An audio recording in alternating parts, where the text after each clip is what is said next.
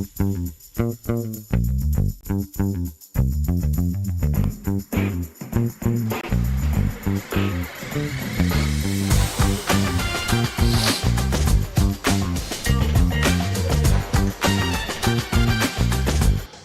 evening, ladies and gentlemen, and welcome to Loretto, Tennessee. We're here on the campus of the Loretto High School Mustangs for this Region 5 2A tilt between the Mount Pleasant Tigers and the Loretto Mustangs. Hello, my name is Mike Lyle. I'll be doing your play-by-play today.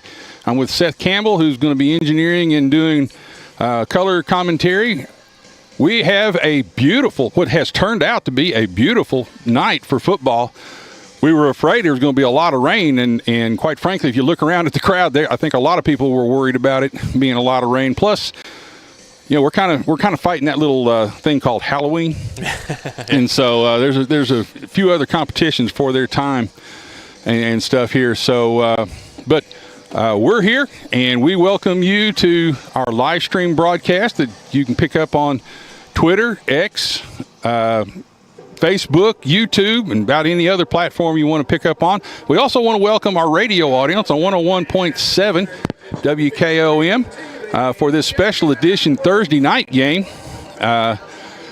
Due to referee shortages, the TSSAA has designated every team has to play at least one Thursday game every other year, and guess what? This one's our turn.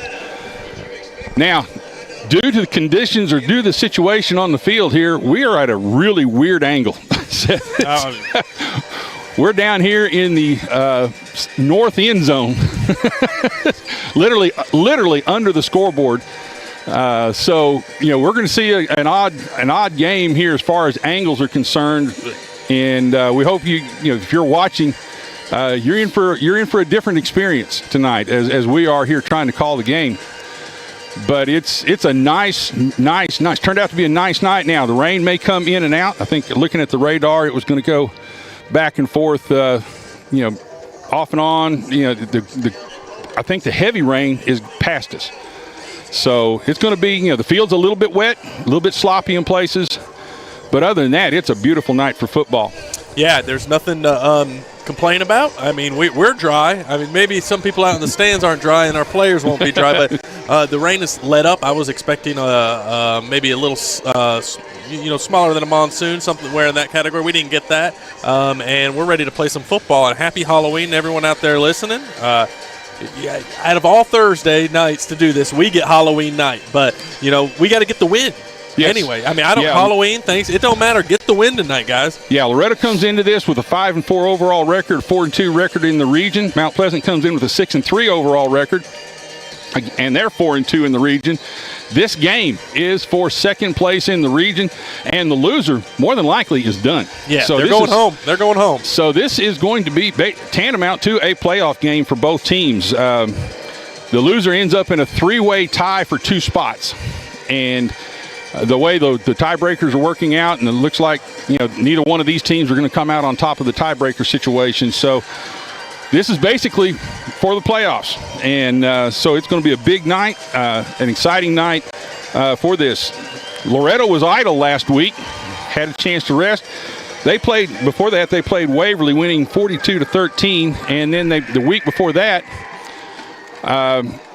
they played Eagleville and lost that game 21-14, I believe, was their score. Last week, Mount Pleasant's coming off a big win against Hickman County, where they basically throttled Hickman County 35-6. It was 35-0 up until about the last 30 seconds of the game, and Hickman County was able to rip off a long run against our backups. So I hope we catch them rusty tonight. They had the week off. Sometimes teams are slow to warm up after a week idle, and they were idle last week, like you said, so it'd be nice to pounce on them. They have a potent offense. They score a lot of points, but they also give up a lot of points. So let's get on them early, get the lead early, and then let's make it to the playoffs. I think physically we kind of have a slight edge in size against them, and I think they may have a slight edge in overall speed. I think we've got a few guys that are just as fast as anybody they have, but I think they have more people that are probably a little faster. Yeah, and so that's kind of the trade-off. Okay, if you're watching on the camera, you got Mount Pleasant taking the field. They're going to be kicking off to Loretto here in this first half, going away from us. Usually if you're on the radio dial, Mount Pleasant's going to be going from right to left. And if you're thinking on the radio dial, we'll try to keep that straight. Unfortunately, since we are under the scoreboard, we can't see any of the data on the scoreboard. So down and distance is going to be a guessing game because we're right down the straight down the line from the box, from the chains in the box, and we can't see the scoreboard from where we are. So we're going to have to be guessing at a few things here. Camera angles aren't going to be easy, but we're going to try our best. Little pooch kick by Case, caught over the shoulder, and he gets outside and contain. Stop. Trying to catch a number. 28. Number 28 right there for Loretto was Matthew Williams. 28 for Mount Pleasant. No, 28 made the tackle. Okay, 28 made the tackle. That would be Hunter Holt for Mount Pleasant making the tackle. So it's 1st and 10 at the Loretto 45-yard line. Glad to have you with us tonight. Mount Pleasant will be in their white jerseys, red numbers, red pants, white helmets. Loretto is in their all-black uniforms with white helmets and white trim. Got 3 receivers to the right. Pistol formation. We had widen out. A little hitch pass out here to the right side. Had a man in the backfield to make the play, and he just missed the tackle. Number 6 for Loretto, Corbin Reynolds, excuse me. Made a gain of 9 yards, be 2nd and 1. A little hitch pass out there. We had somebody in place, just didn't make the tackle. Yeah, he was just able to get that outside, and I saw one of our guys kind of sliding around out there. Hand off over to the left side and gets good yardage. He's proving to be hard to tackle. We're going to have to make sure we wrap up against this young man. That was number 2, Nicholas McDowell for Loretto. I think we're going to see a healthy dose of him from what I gather tonight, too. Hard to tackle. So 1st and 10 at the Mount Pleasant 33-yard line. Hand off to the left side.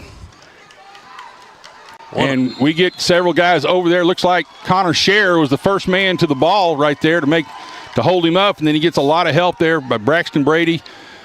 And looks like possibly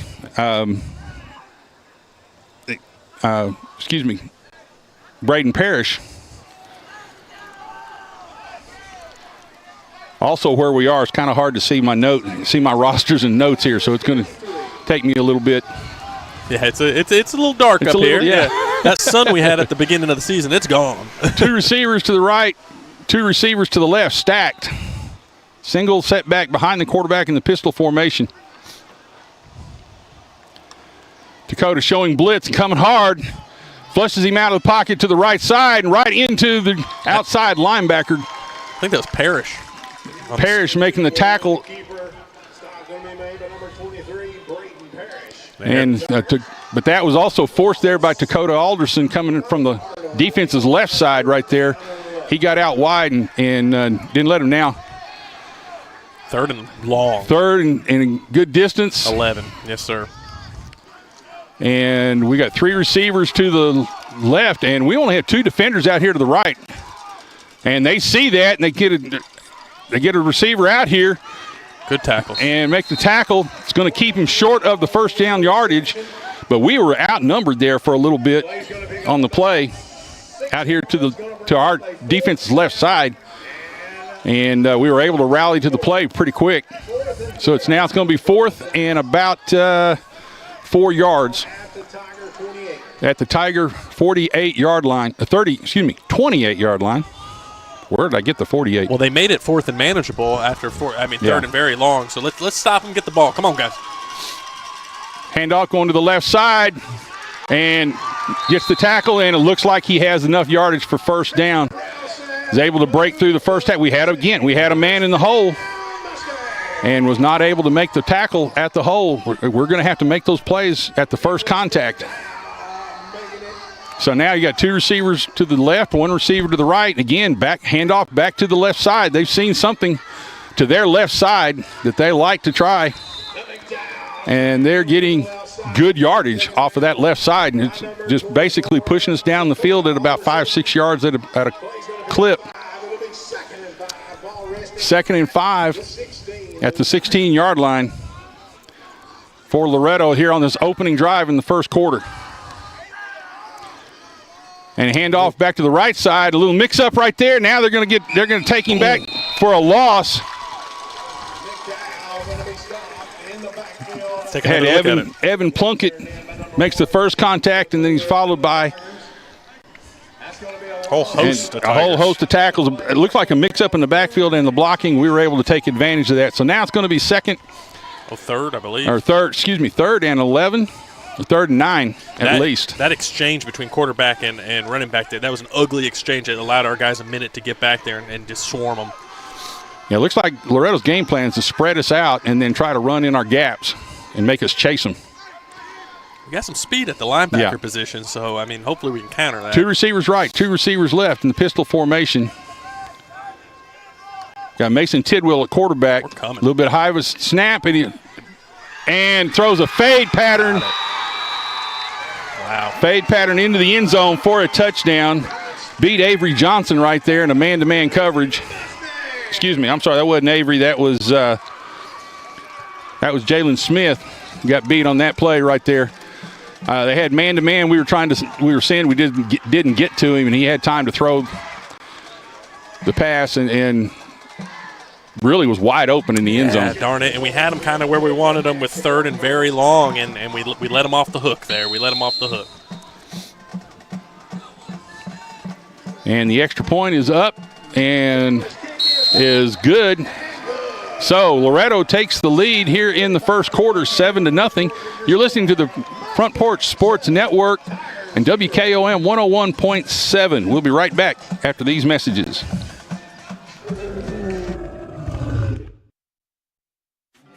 Don Pepe's, best Mexican food and margaritas in town. Fresh from scratch and served sizzling at your table. We welcome everyone, including large parties up to 60 people. Private room, outdoor patio, full bar, fresh guac at your table. Come enjoy a taste of Mexico. Don Pepe's Mexican Grill. 2 locations to serve you. 1202 South James Campbell Boulevard in Columbia and 1203 Murfreesboro Road in Franklin. Don Pepe's, the new taste of Mexican food. And we're back here in Loretto, where the Loretto Mustangs have taken the lead on their opening drive, 7-0 here in the first quarter. Again, as you can probably see if you're following us on the live stream, we're at a different angle, and unfortunately we can't see the scoreboard from where we are, so we're going to be guessing at a lot of information. So it looks like the rain has started to pick up a little bit. Hey, we knew we were going to have to score some points to hang with this team. And so semi-onside kick, kind of a low kick, picked up. Get upfield, bud. Gets upfield, misses makes the first couple of guys miss, spins out of that tackle, gets up past the 40-yard line. The front man did a really good job. They tried to hit him with the kick, with the line drive kick, and he was able to dodge it and let it get back to the second level people. It was picked up by Jakari McClure. He did a good job making people miss. So now Mount Pleasant on their first possession, they take over at their own 43, 1st and 10. 3 receivers to the left. Wing back to the right. Motion back. Keeper. And fake the jet sweep. And Easterling keeps the ball and does not get any gain out of it. In fact, he probably loses a few yards on that. I guess they predetermine a lot of that. I don't know that he's actually reading that play right there or not. It's kind of hard to tell from this angle. But if he was reading that, it wasn't quite the right read. Yeah, we didn't see any lanes open up by the offensive line on that one. He was kind of stuck. Okay, 2nd and long, 2 receivers to the left, 2 receivers to the right. Motion to the left. Oh. And jet sweep inside to Plunkett. And he gets a decent gain, it looks like, from our standpoint. And so he's going to get 6 yards. 3rd and 3. So it's a good gain on that play. It's just almost impossible to tell how many yards you pick up from that angle. We're just like, run, Evan, run. That's all I can see. Just run, Evan. Keep running, man. Got a bunch set to the left. Plunkett to the right of Easterling. And I would anticipate Plunkett getting double reverse inside back to McClure. And he plants his foot, turns back up inside. It looks like he has enough yards for the first down. Yeah, well, I missed that play completely, Coach. And I think what they were anticipating, because we have run that play a lot to the left with the bunch set, and I think they were trying to anticipate Loretto overplaying that, and they were able to get good yardage on that play. So it's going to be 1st and 10, Mount Pleasant. If they want to keep running that play, then they might need to let me know, because I was lost in the sauce on the camera on that one, and I apologize for all of our viewers. And again, from this angle, it's hard to see an awful lot what's going on. Trying to follow that ball. Motion to the right. JP's got it, cuts it back, cuts it back to the left, and is not able to get away from the tackler right there. He was trying to run with him, give that option look. And Loretto did a pretty good job of mirroring him right there and not letting him get away from it. So it's going to be 2nd down and about 7. I got one ear to the PA announcer to hear what the down and distance is, so I can update 3 it. receivers to the right, and fake the handoff up the middle, little flat pass out here to the right side, and McClure dodges the first couple of tacklers, and then a whole host of Mustangs get over there. He's not able to turn the corner, and we're waiting for the PA to tell us. Riley makes the tackle for the Mustangs. 3rd and 5. 3rd and 5 for Mount Pleasant. Got a bunch set to the right. Now bring back over, evens the set out. Got Plunkett to the left of Easterling, straight drop back. Looking out in the flat, and they have McClure out in the flat with a completion over the linebacker's head for a first down. Really nice pass there by Easterling. Good touch pass over the head of the outside linebacker. We see straight drop back right here. And sets up, gets good time. Throws, again, nice touch pass over that linebacker's head. It drops it right in there to McClure. And so Mount Pleasant is getting a good drive together on their initial possession here in the first quarter. Yep, 4:42 remaining in the first quarter. He's really grown as a passer as this year's gone on. Yeah. Handoff running to the right. Looks like Plunkett, and there's nothing there. All kinds of penetration by the Mustang defense right there. And he's not able to turn his shoulders upfield. And looks like he may have lost some yardage on that. It looked like a face mask to me. Yep. Face mask. Personal. Loretto. Yep. Yep. Okay, personal foul, face mask. So that's going to be an automatic first down. And I think as close as ours, it's going to be half the distance to the goal. Evan got up from that play looking for that because he said someone, I had a hard time seeing it, but he said someone grabbed his face mask, and sure enough, he wasn't lying. So, again, we're on the opposite end. First and a yard. 1st and 1. Not something you hear a whole lot. At the Mustang 12. 1st and 1, the Mustang 12. I would anticipate a power play right here to Plunkett or quarterback sneak. Just jam it up in there, guys. And they try to run off to the right side. I don't think you got it. And doesn't look. And I don't understand at this point why, down there, run straight ahead. They lost a yard on that play. So it's going to be 2nd and 3 at the 13-yard line. Again, probably trying to take advantage of Mustang overplaying certain plays. I think this is a Plunkett play right here. And again, fake the pass. Had the receiver, I think it was McClure, wide open out in the flat, but he just missed him. Fake the handoff in there. So now 3rd and 3. Quite frankly, I think Plunkett would have had the first down if he'd have handed it that time. Yeah, I wouldn't be surprised if that's what we saw here or saw for the next 2 plays. Yeah. You just kind of let your big back get up in there and grind those gears to a first down. Well, they must have saw something on the outside. Trying to get a big play. You know, the team's jamming up in the middle, trying to stop, and you're trying to get that big play, maybe get that home run, knowing it's 4-down territory here. Absolutely. So you got a bunch to the right, single receiver to the left. Now they even out the set. I want to call a timeout here. And end up calling a timeout to avoid a delay of game call. So a timeout on the field. You got Loretto 7, Mount Pleasant 0, but Mount Pleasant knocking on the door. We'll be right back after these messages. You're listening to the Front Porch Sports Network and WKOM 101.7.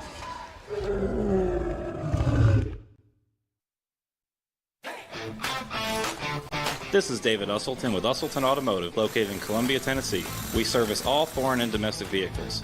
We take pride in our work, and we don't cut corners. We offer a 5-year, 50,000-mile warranty and loan our cars with almost every repair. We are located at 1201 South High Street in Columbia, Tennessee. You can reach us at 931-215-1765 or find more information at usseltons.com.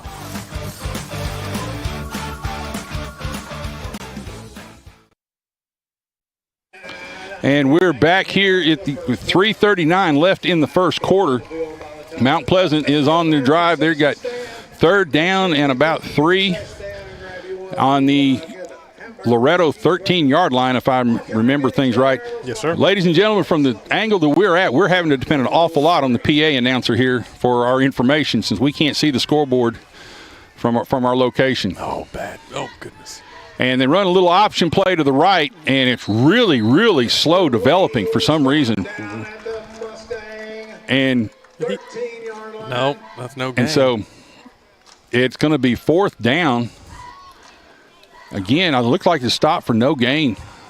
That's going to bring up a 4th down and 2. 4th and 2. We had 1st and 1, and we're down now to 4th and 2. Really kind of got stalled on this drive right here. Oh, yeah. We've tried a couple different things on the edges, and we haven't got it on the edges. Hadn't got either play on the edge. Which means now we've got to force this issue. And he fakes it up inside, fakes it on the jet sweep, takes it up inside, and it looks like he may have the 1st down right here. He had some room. Had a little bit of a seam right there and was able to jump up in there. Wow, dead play. Oh, man, a pre-snap penalty against Mount Pleasant for an illegal procedure. Are they declining it? It evidently was an illegal formation, and therefore the Mustangs, I guess they held them on the yardage on the play, and they were able to make the stand. And boy, that sets a tone that's going to be tough. Our defense is really going to have to get the momentum back here, having 1st and 1 down in the red zone and not able to come up with anything right there. Go 4 straight plays without gaining a yard. That's a tough situation. So we're going to have to recover from that. We don't want them to get ahead 2 possessions either. Let's make a stop. 1st and 10, Loretto. Got 2 receivers right, 2 receivers left. Handoff straight up the middle and tackle immediately at the line of scrimmage. Dakota Alderson coming from his outside linebacker position, crashing down inside, makes that play. I believe that was number 60 for the Tigers. Well, PA's announcer. Sure. Russell gets credit from the PA announcer. Looked like to us Dakota got the first hit. He torpedoed in there and blew it up.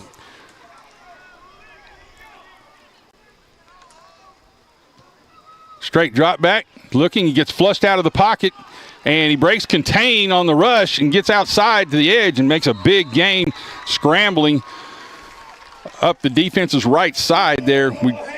We had everybody covered downfield, but we weren't able to get to him in the pass rush.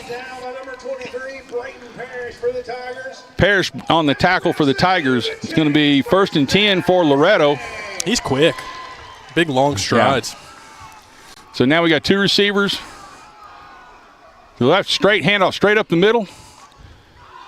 And again, we have somebody at the hole and just don't get a solid hit on him. No, we got people bouncing off of him. And So he Down by number 74, brought down by Brady on the tackle right there. and for about 3 or 4. So it's going to be, he got about 3 yards on it. It's going to be 2nd and 7. They're out to about the And we had some defenders there. Talon Russell he hit him, and then he bounced off about 2 yards. We're not bringing our feet with us when that happens. Got 3 receivers out here to the defense's left side.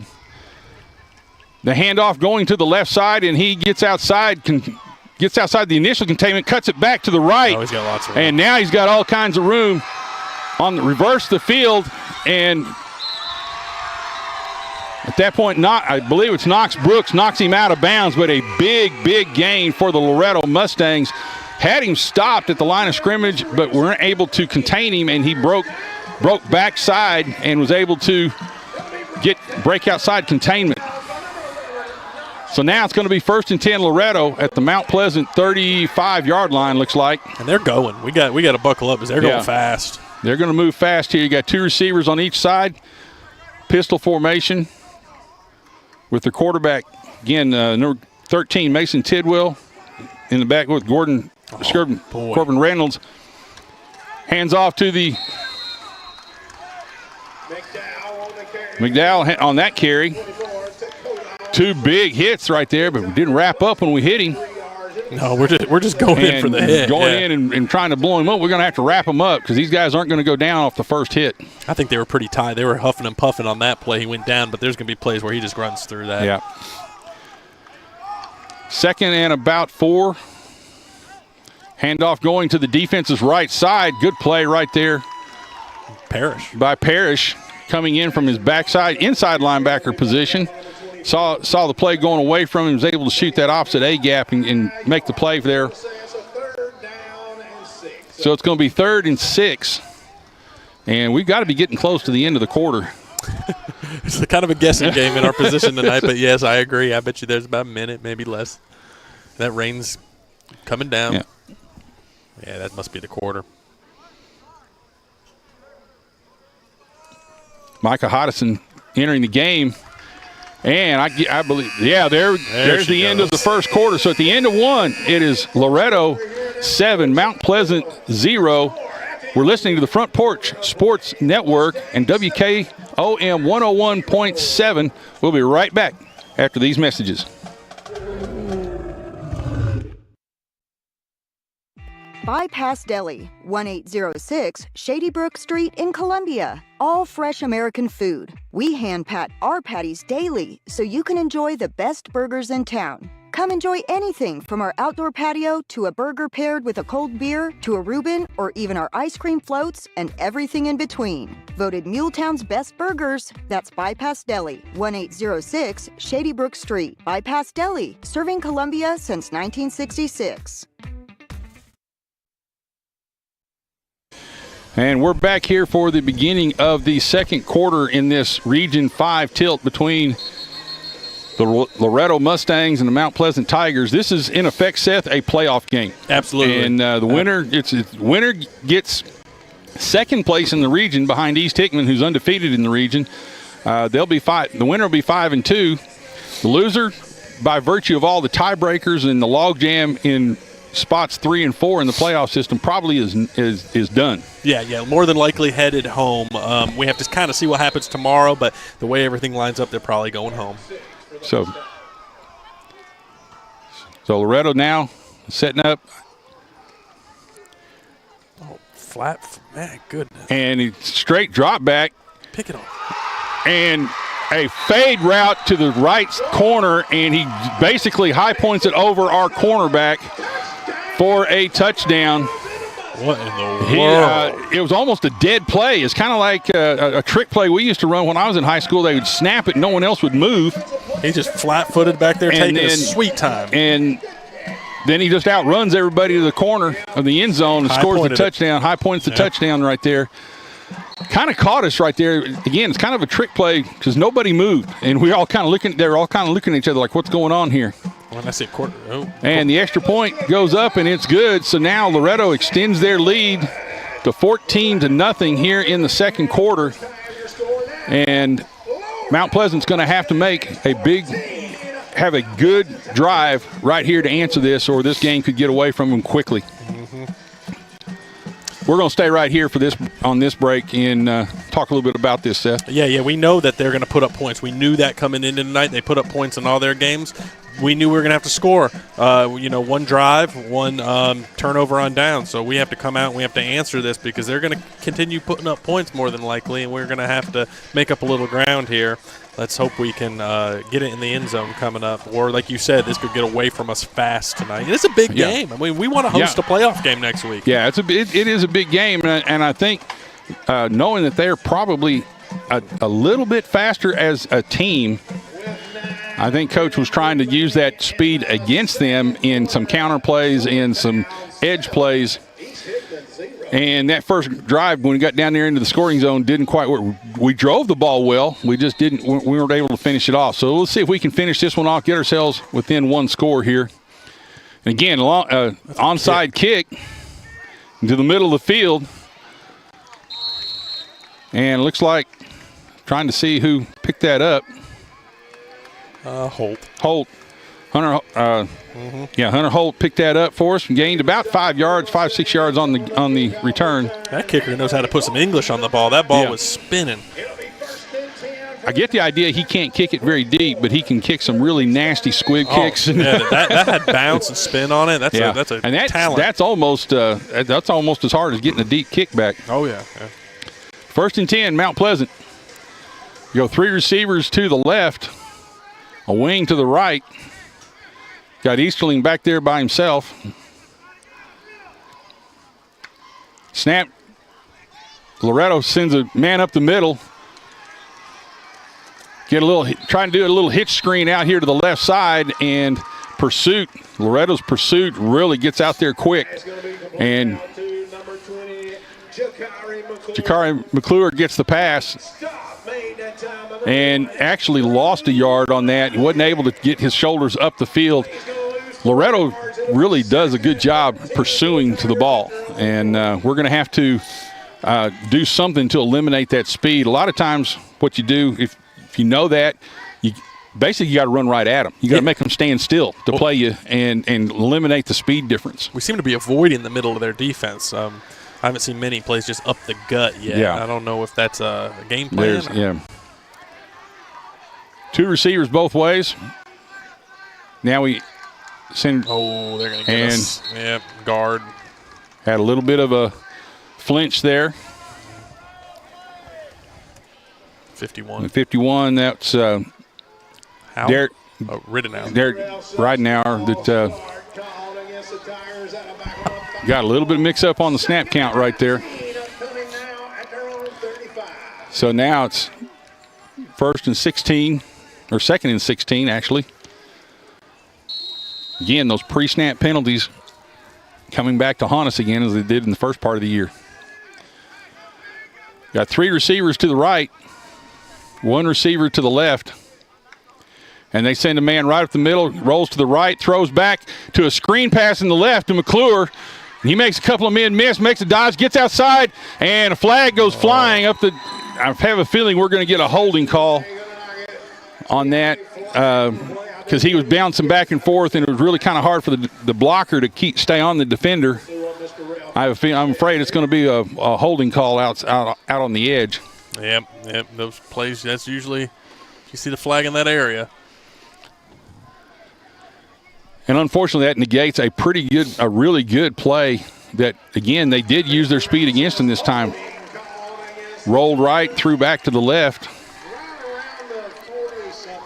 Let's see, they're going to say the 46. They'll be marked off there.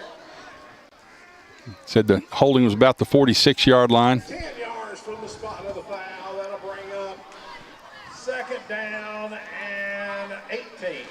So, again, Mount Pleasant going the wrong way with the ball right now. 2nd and 18 after that holding call. Again, good plays. We're just shooting ourselves in the foot with some of these penalties. Yeah. 3 receivers to the right. Go for one of those pop plays right now. Setback to the right of Easterling. He rolls to the right, looking to throw it downfield. Throws it to a post or to flag pattern to The McClure. To McClure, yeah. Jalen McClure that time. And enough for the first down. A big play right there.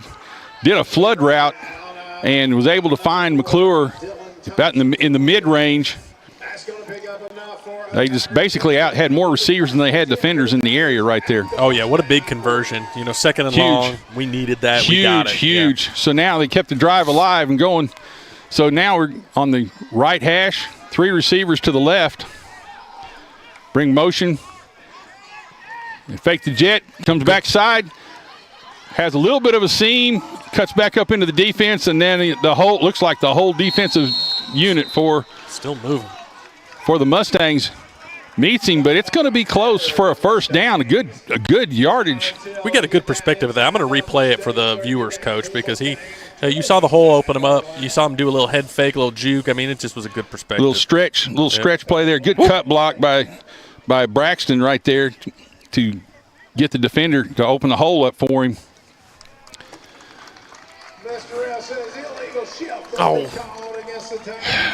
Good. Wow. Night.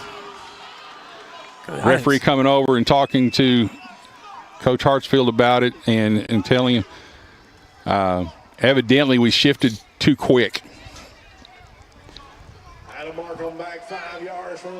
What we got to do, we got to make sure you're set for a count before you move over, and I don't think he was set before that. Unfortunately, again, one of those plays that we have a good play and it's negated by a pre-snap penalty. So now it's going to be looks like it's going to be first and 15. Yeah, like you said a bunch. You know, we're just kind of shooting ourselves in the foot, getting behind them chains. It's hard to get back in front of them. Straight drop back. Looking, he gets flushed out, and he's got some room to run. Got a blocker down in front of him and gets hit hard from the side there. He popped right up. Yeah, bounced off, but the good hard tackle there by number 45, Logan Long for Logan, and Easterling gets the first down on the play. Again, a good answer after the penalty. Mm-hmm. So we're showing some resilience. We're showing some mental toughness here, and that's a good sign right there. If we can just get those penalties out of the way and not have to make these big plays. Hey, amen, Coach. Bunch set to the right. Hand off to the right to McClure. He has a little bit of a seam. Good block there by Plunkett. He drove one guy completely to the fence line. I love that run. That was just a nice run. Just a good power run off the right side, offense's right side. And the rain has started falling again. I don't know whose advantage that works to now. And I don't know that it's a hard enough rain to really matter. Yeah. I just want to get this ball in the end zone. So you got second and a very, very short one. McClure takes the ball, drops his shoulder, gets a good, about a 6-yard run right there, gets it off the right side. He's running angry tonight. Got a good block on the edge and was able to get to the edge of the defense, and then when the outside linebacker came up to meet him, he was able to get his shoulder pad in his chest and gain another yard or two. So now it's going to be first and 10 at about the 11-yard line of Loretto. Again, Mount Pleasant putting together here a pretty good drive. Got a bunch set, power set to the right. Boy, you can sure hear them chirping out there. And this time just a quarterback keeper to the right side, and Loretto was able to outrun the blockers that time. Out of the 4? Number 4, Jalen Easterling tries just quarterback keeper, and they weren't able to get to the edge. They weren't able to seal the edge for him that time. So you got a gain of 1. It's going to be second and 9. They can get a first down at the 1-yard line. Ball's at the 9-yard line. Got 3 receivers to the left. Plunkett to the right of Easterling. McClure out here to the right. You get Plunkett off the edge. He's got a huge hole and an outstanding play by the line. No flags on the field right there. A great running play by Plunkett. Just take a look at it, Coach. Just a huge gap. They sealed it down, get a great kick out block. He's able to plant his foot, get north and south on that, score the touchdown So a really good answering drive here by the Mount Pleasant Tigers here in the second quarter to put themselves back up into one possession. I think that's good. And the kick is no good. It's off to the right. Gosh darn it. Looks like they were having a hard time getting set. And I don't know if you can tell it on the camera here, but this end of the field's a little bit soft from the rains today. I don't know that he had a chance to really plant his foot. No, we know he's got a leg, and that one was a duck. Yeah. So here in the second quarter, wasn't able to catch the time right there, but it is now Mount Pleasant 6, Loretto 14. And we'll be, well, it looks like they're getting ready to turn right around and come back out. So I don't think these refs want to be out in the rain any longer than anybody, so they're going to keep this pace they're steady. keeping it moving. We promised our sponsors, we'll promised our sponsors, we'll get you out there. But, we got to stay with this and keep an eye on what's happening here. So what a good drive. That had to chew up quite a bit of the second quarter because it was just a steady, consistent drive. When we got behind the chains, we'd find some room, and I mean that's just what the doctor ordered and that's to get one of back those, in this game. And that's one of those confidence-building drives as well, because it wasn't just one big play. It was a series of big plays, and we answered when we had the penalties that set us back. Yeah, we can move the ball on these guys. We just got to get a stop. Yeah, we got to stop them. We also got to quit putting ourselves in a hole. Yeah, because that will bite us. That will bite us eventually. Especially if the conditions here keep deteriorating, and again, the rain is starting to come down a little bit harder. So here on the kickoff, and he pooches it over to the right side, to the defense's right side, and it goes out of bounds at about the 5-yard line, and that will bring out the penalty flag for an illegal procedure on the kick. More than likely, that will take him back to the 35-yard line. And since the kick went further, deeper than the 35-yard line, they'll bring it out to the 35. It'll be 1st and 10, Loretto with the lead. Loretto has the lead now, 14-6. See if our defense can come up with a stop right here and get the momentum, completely get the momentum to shift. Yeah. I mean, that's we're going to have to do it eventually. Now's a good time to do it. Yeah. Got Nicholas McDowell behind Tidwell at quarterback in the pistol formation. 3 receivers to the left. Handoff going to the left side. McDowell jukes the first defender, but is met there at the line of scrimmage, or close to the line of scrimmage, by about 3 or 4 Tigers. Lost a yard there. So 2nd and 11. Good play there. Good pursuit by the Tiger defense. Good job by the first man. Even though he missed, he pushed him off of his track. We've shown that we can stop him. We just let him off the hook on those 3rd downs. And set, throw, quick out here, and he's got the sideline. And looks like it's going to be enough for a first down. At least it's going to be close. Yeah. Complete to Robertson, number 18, and so it's going to be 3rd and 1. And trying to get you a yard line here if I can. It's going to be about the 40. Well, it's got to be the 44-yard line. He has a nice quick release on those passes. Yeah. He doesn't hold that ball an extra second. He almost looks flat-footed, though, while he's standing there. Doesn't drop down much. Definitely flat. Handoff straight up the middle, and he's met at the line of scrimmage and was able to slide through the tackles. He's met by both linebackers. He had both, Plunkett and Parrish meet him in the hole, and he split them. Yeah. Again, we're not wrapping up at the hole. They met him in the hole, and he's able to slide through and gets the first down here. That rain is so they're 49 picked up. The Tiger 49. Get it, Connor! And a fumble.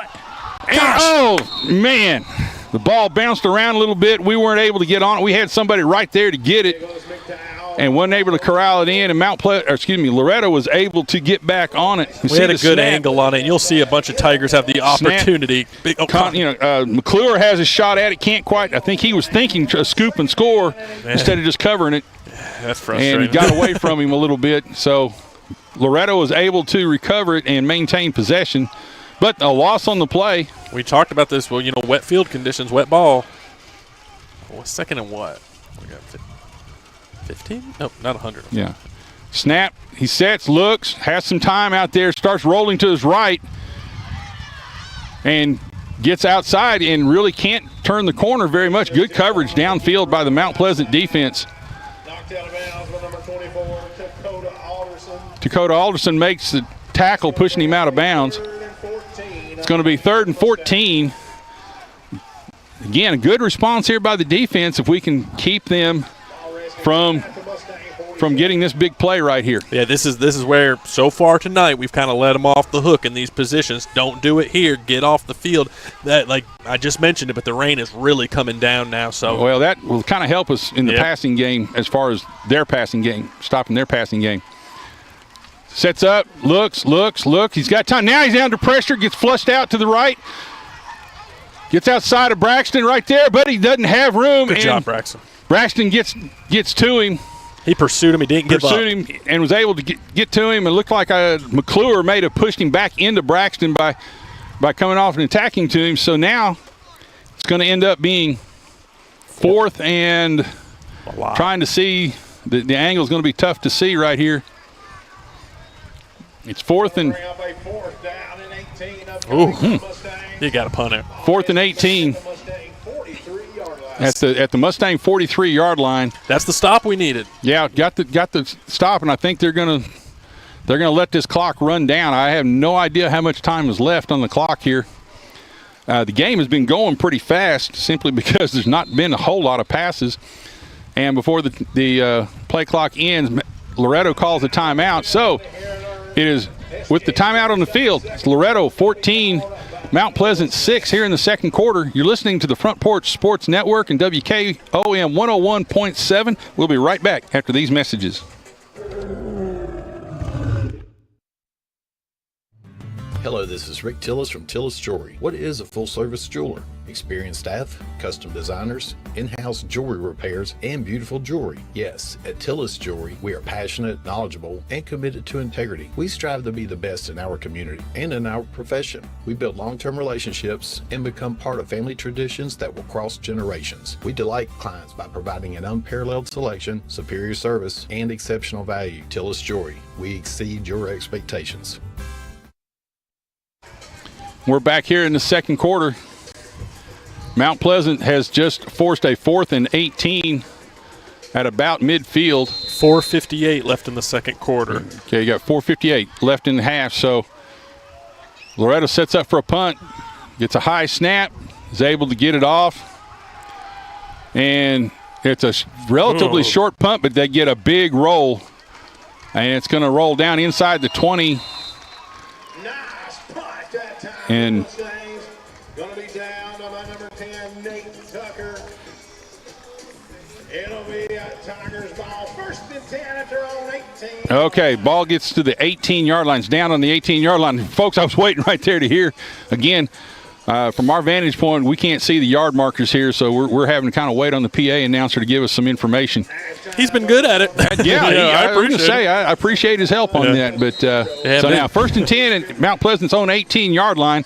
Let's see if we can put a drive here and score and get this game tied up going into halftime. Absolutely.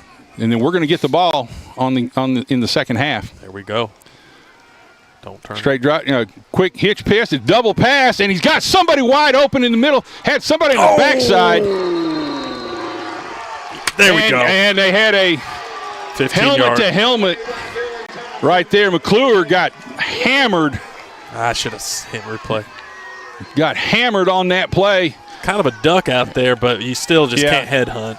And you can't just lower the crown of your head and just drill him. And he knocked off McClure's helmet when he did that. Now, with that penalty, McClure shouldn't have to come out of the game unless he's hurt. He took a heck of a knock there. And he looks like he's all right. Like, in fact, the way he's walking, he's kind of ticked off. Yeah, well, Loretta's pleading their case, and the ref who threw the flag just kind of gave him the shrug. Yeah, you can't hit a defenseless receiver even in high school now with that.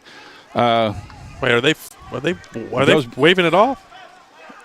No. Okay, but it's marked from the line of scrimmage in high school. Yes. It's not a spot foul. So So a personal foul, unnecessary roughness is the technical call on that. Those Loretto faithful are not happy. And yeah, the Loretto home crowd is not. They're thinking. But again, under the new rules, and it's a good thing for the safety of the players right there. It was a literal helmet to helmet contact, though. With the instant replay rules, stuff like in college, that guy probably would have been ejected. Yeah. We don't have that benefit in high school. And option look to the left side, and he keeps it. And Easterling gets picks up 7 yards. Good pickup here on first down. So it's going to be second and about 3.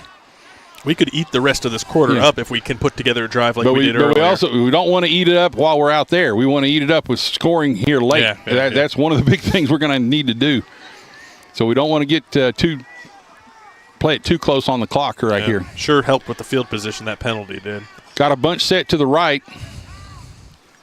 And a quarterback power, basically. Get the first down, guy.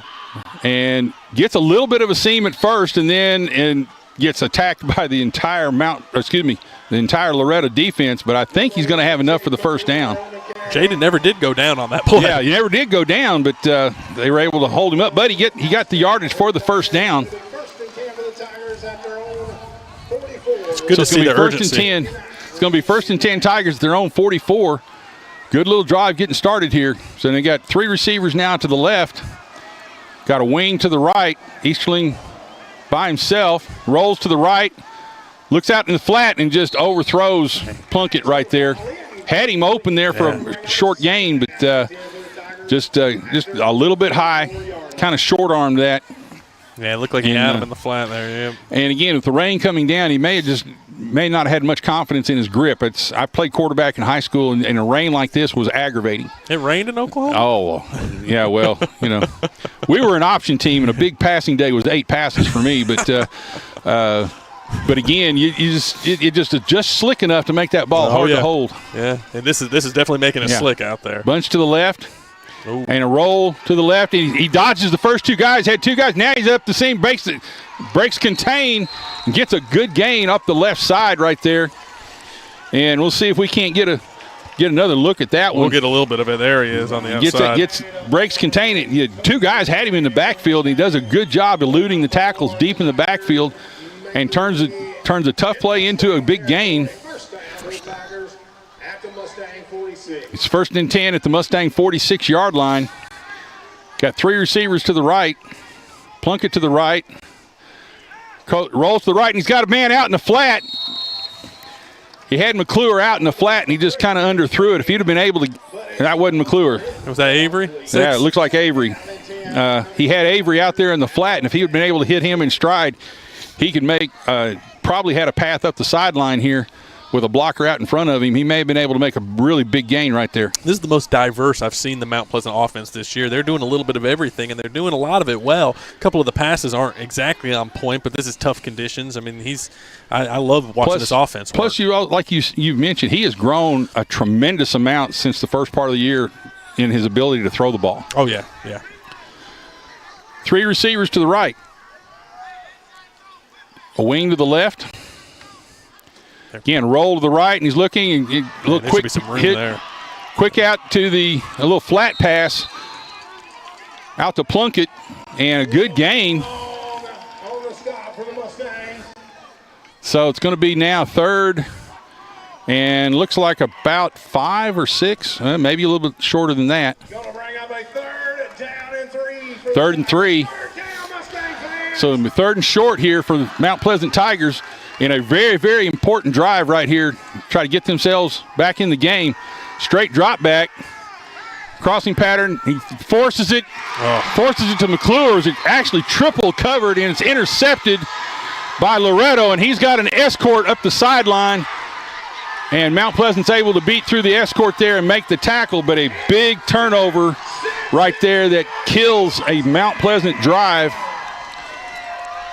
Number 3, McNary for Loretto makes that interception, and he just forced that pass. Seth. Yeah, we got it right here. We're taking a look at it. I don't think I caught it. I think he was pretty well set. He was going to go to McClure right there, and there's three black shirts out there. Probably would have done better just to tuck it and try to get it himself on that once he saw that they were covered up. But he tried to force the big play. Yeah, and he was just well covered out there. There was nothing there to be had, and they again, took it. He's a young player, and this is from what they call experience is made of such things. Absolutely. Loretto's got a bunch to the right, quarterback sweep to the right, and gets a seam and is able to break through a couple of tackles and get up the sideline, where he's met by a couple of defensive backs and gets pushed out of bounds. But a big gain.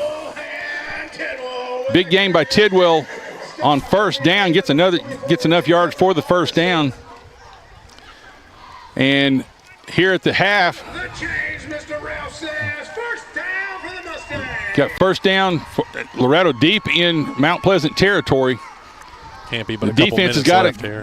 defense has got to rise up here on the sudden change. And hand off to the right side. We plug up the hole, but we're not able to get our hands on him. He's slippery. He sees the hole plugged up, and he slides out to the right side and slides out on the edge. And we weren't able to get a pursuit out to the edge, so he gets a good gain off of it when we initially had him stopped at the point of attack. So another first down, another big gain there off of a good second effort by the Loretto runner. Well, they've seen something out there. They're doing good. This time back to the left side, and pursuit gets there. Look at the hands. And looks like, is that Dakota? No, it looked like Tatum. No, that's Johnson. Oh, yeah. Johnson on the tackle right there. Big play. There's a flag on the play.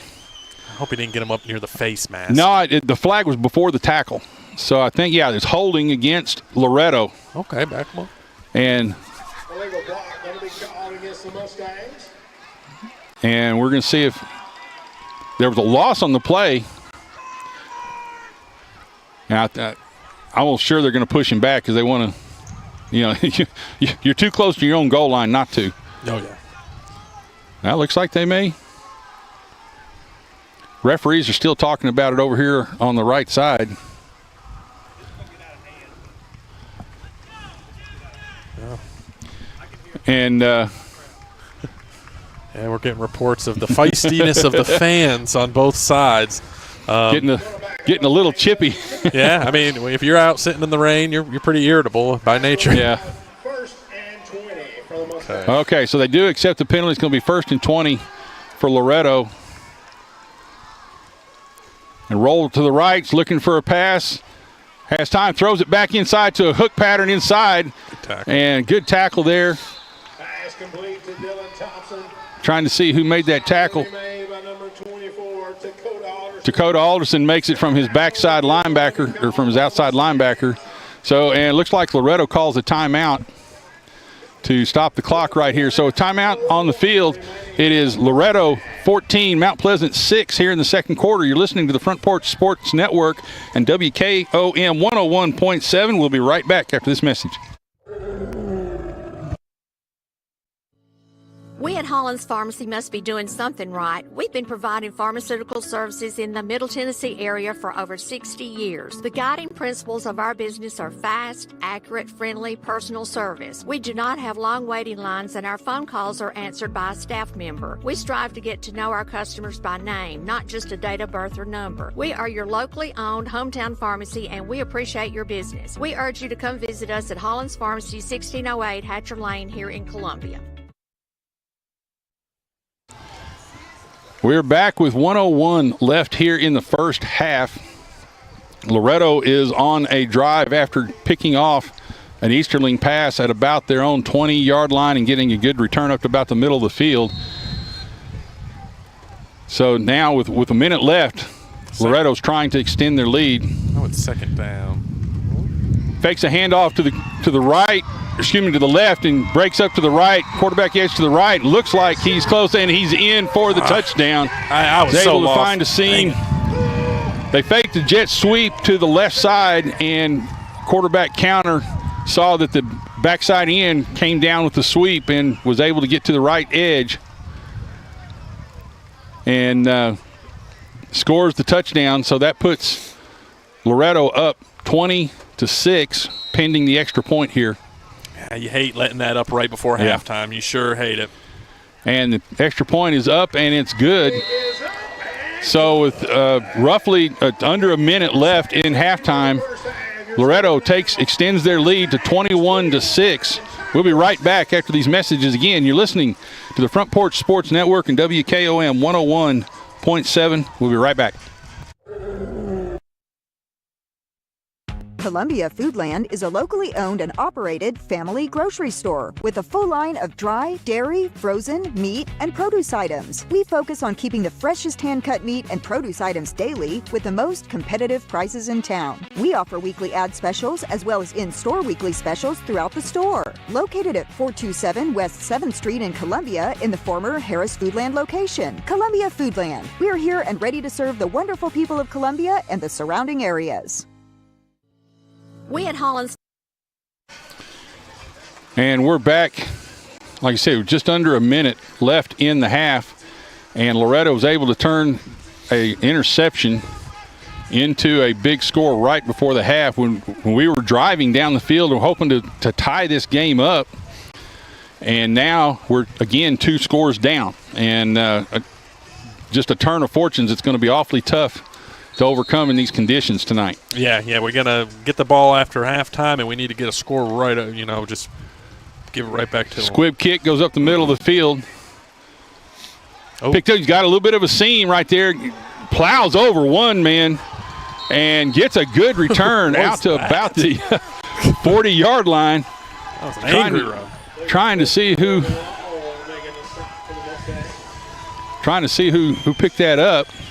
It's an angry run. So I think it was Parrish, but I'm not positive about that. Yeah, that's how he runs. But it was you found a little bit of a seam, and when you saw the defender in front of him, he just decided it was you or me, and he won that one. Yeah, and heck, we got it at the 46. I mean, I don't know what you want to do here. Let's see. Got just a few seconds left here in the half. I think we have 2 timeouts remaining. Got to be careful, though, about pushing it too hard and forcing a play like we did in that last interception. Straight drop back, rolls back to the right, throws it, and it's and a really tough situation there with the feet going down. Avery Johnson got bent over really awkwardly right there. Yeah, snapped back a little bit. It was ugly. Looks like he's able to walk away from it. Again, they're talking about a flag here, and unfortunately it looks like it's in our backfield, so formation on us. Another illegal formation. And just take a knee and head into the dry quarters. The rain has started coming down a little bit harder, and it's maybe the situation, like you said, maybe a little bit better of deciding to go back and regroup a little bit instead of trying to force this situation in this rain. But at the same time, you can't quit on the effort either. No, absolutely not. Bunch to the left, and a handoff going to the left behind that bunch. He's got the edge, got to turn seat, and then he cuts back up inside. And I think if he'd have kept on running, he might have done a little bit better and possibly got out of bounds to stop the clock. Got another timeout here to stop the clock by Mount Pleasant. McClure gets a good gain out of that. Tigers call a timeout. We'll stay right here since we're so close to the half.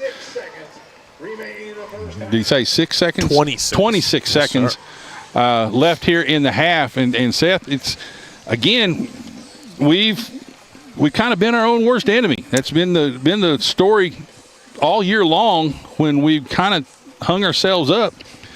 We're moving the ball. Yeah. And, 21. They have 21 points kind of headed in the half here. We knew it was going to be high scoring. I wish we had a few more than 6. I mean, the defense put some pressure on them. We got the punt once. We just needed more than 6 points going into half tonight.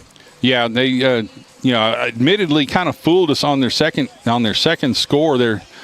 We used to call it, when I was in high school, we used to call it the dead play, where the quarterback would go up and get back there, and on a prearranged signal, the center would snap it, and nobody else would move except the receiver and the quarterback. I haven't seen that in a while. And, I have seen it. Just we called it dead because either I was the quarterback in that situation, and either the play was going to work or I was dead. That was kind of our joke about it. But we only pulled it off once, and we didn't score on it, but we were able to get a big gain. Okay, bunch set to the right. Going to fake the handoff. I don't know where this ball is. And he throws the ball out into the flats. And looks like we're going to have a little bit of pass interference call right there because he climbed over the back of the receiver. And they call pass interference as he literally climbed over the back of the receiver to try to get to that ball and shoved him down, kept him from jumping for the ball. There's not a lot of Loretto fans over there, but the ones that are over there sure voice their displeasure. They're sure letting them know what's going on here. Oh, yeah, so. they're feisty tonight. So, and that ball, I mean, we're getting it. We're getting a chance. 15 yards. The Mustang 39-yard line, a big play here. If we can get a big gainer.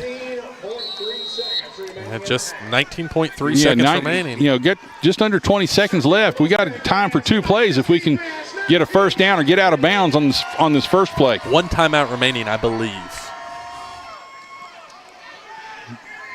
Right, and he's going to throw it back here to the left. And high point. McClure tried to high point the ball right there. I like it. Made good effort.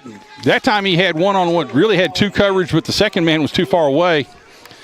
And he gave McClure a chance, and McClure almost was able to pull it away. The other night, a couple of weeks ago, he was able to pull that ball down and get that play. And that's what you kind of do in that situation. You try to give your players a chance to be players. Yeah, it looks like he had his hands on it. He could have come down with it. Tough conditions, like we've said. Yeah. Let's try it again. Defender does a decent job getting his hands up, but getting his hands in between McClure's and raking the ball out. So got 2nd and 10. Zoom out a little bit. Trying to get settled down here. We got 3 receivers to the right. Now we shift over to the right, so we got strength to the right. Straight drop back, kind of half roll to the right. And throws to Avery Johnson on a post, dragging up underneath.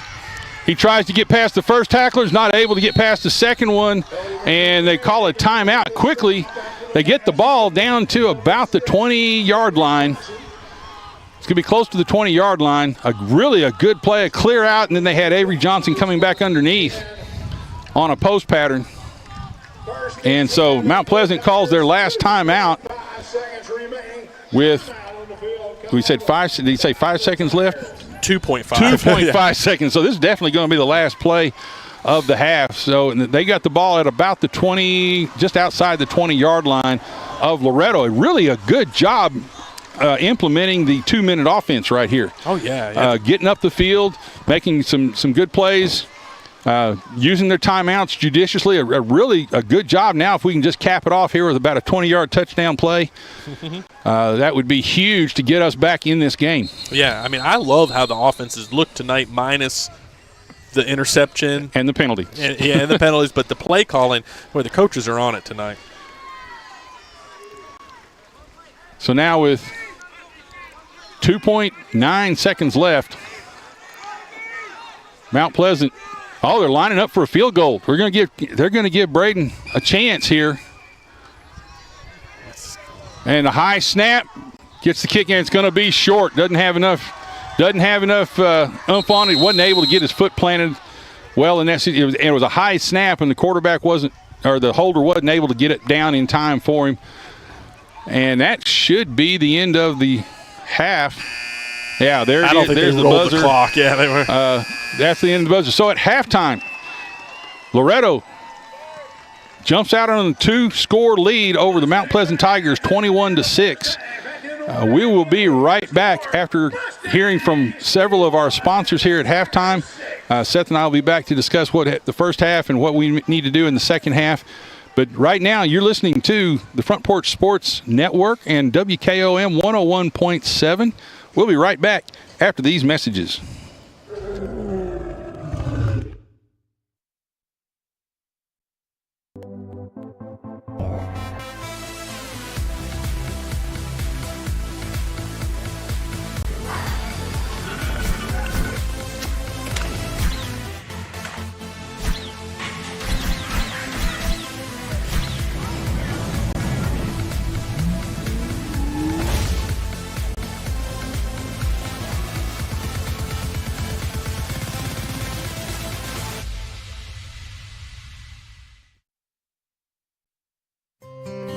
Are you tired of living with neuropathy? If you're living with pain and numbness in your feet, then you understand that most treatments only target the symptoms of your neuropathy. At the Dr. Gill Center, our customized therapies target the underlying causes of neuropathy, promoting healing and helping to restore function. Are you ready to say goodbye to pain and limitations of neuropathy and hello to a brighter, pain-free future? Call 615-794-0800 and ask about our $49 special. Take the first step. Start living pain-free with Dr. Gill Center. Call me painfree.com.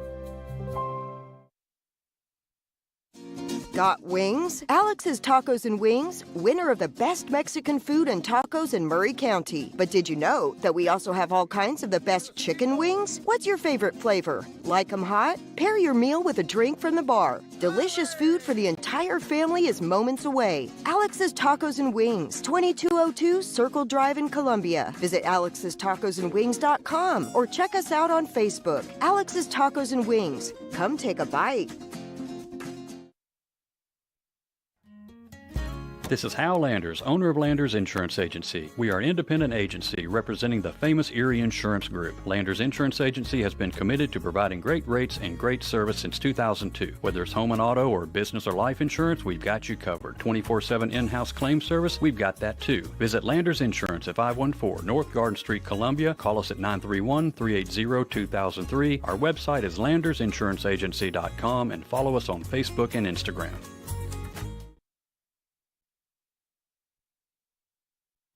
Office space available in beautiful downtown Columbia.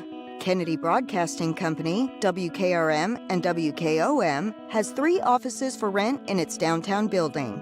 Each office is approximately 18 by 18, and each includes a closet-type storage area. Included are utilities, Wi-Fi, and communal break area. Contact Station Manager Clayton Harris at 931-626-3131. I'm Justin George. I'm Corey Muehlbauer. Together, we are Columbia Motor Company. Columbia Motor Company offers quality pre-owned vehicles at an affordable price, along with many financing options to keep you in your budget. We are veteran and locally owned. We are located just off of Carmack Boulevard in downtown Columbia. You can also follow us on Facebook and Instagram or visit our website at columbiamotorcompany.com. If you want a different and enjoyable car buying experience, please give us the opportunity here at Columbia Motor Company.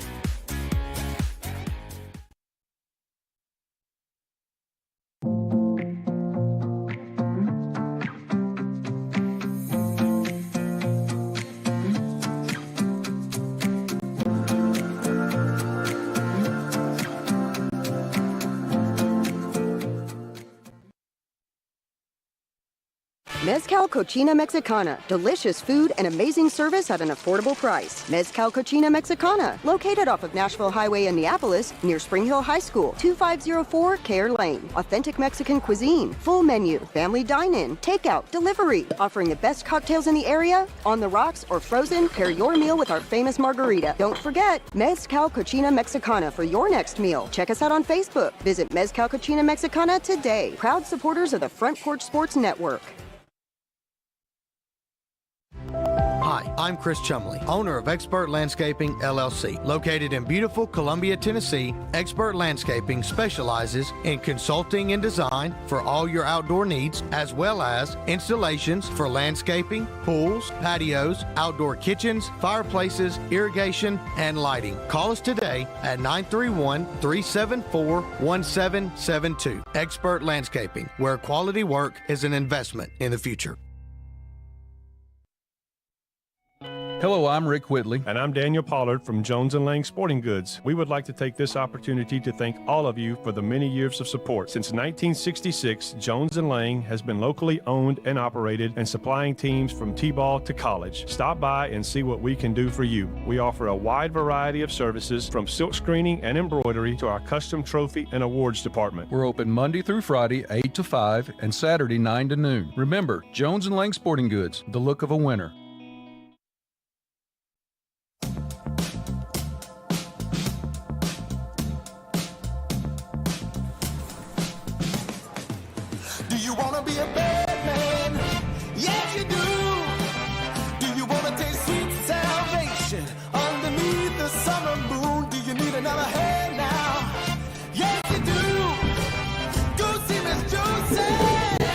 Down on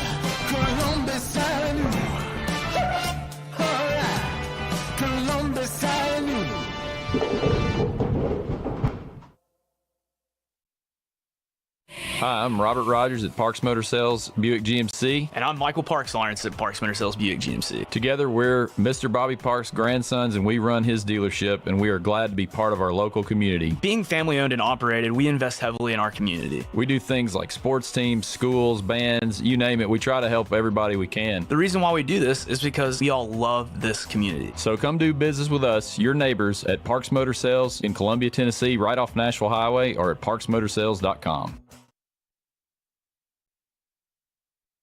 He shoots, and he scores!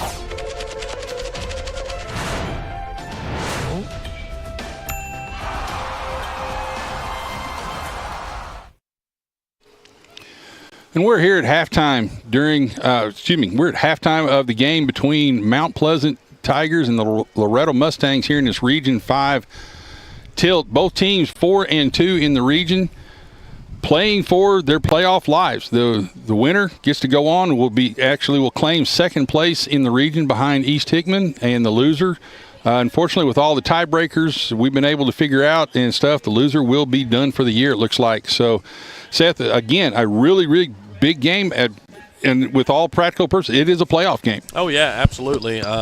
We're down by 2 scores here. We had our chances in the first half. One turnover on downs, 1 interception, and then a missed field goal to end it. No one can say we haven't had our chances. I mean, we've been pushing the ball. I like how the offense looks, minus the penalties and the turnover, but we're going to have to come out ablazing on that in the second half and make up some of this ground. The game's not over. We saw a heck of a comeback against East Hickman 2 weeks ago, and I'd like to see another one tonight. The weather isn't great, but we can drive through it. We can keep that offense moving, get a turnover maybe, get a couple punts, and let's win this game. Yeah, we're close enough in this game. We can stay within the scope of our offense. We're not going to have to go into a mode that we're probably not used to doing. And I agree with you. The offense has moved the ball well. We've just made some critical mistakes at critical times.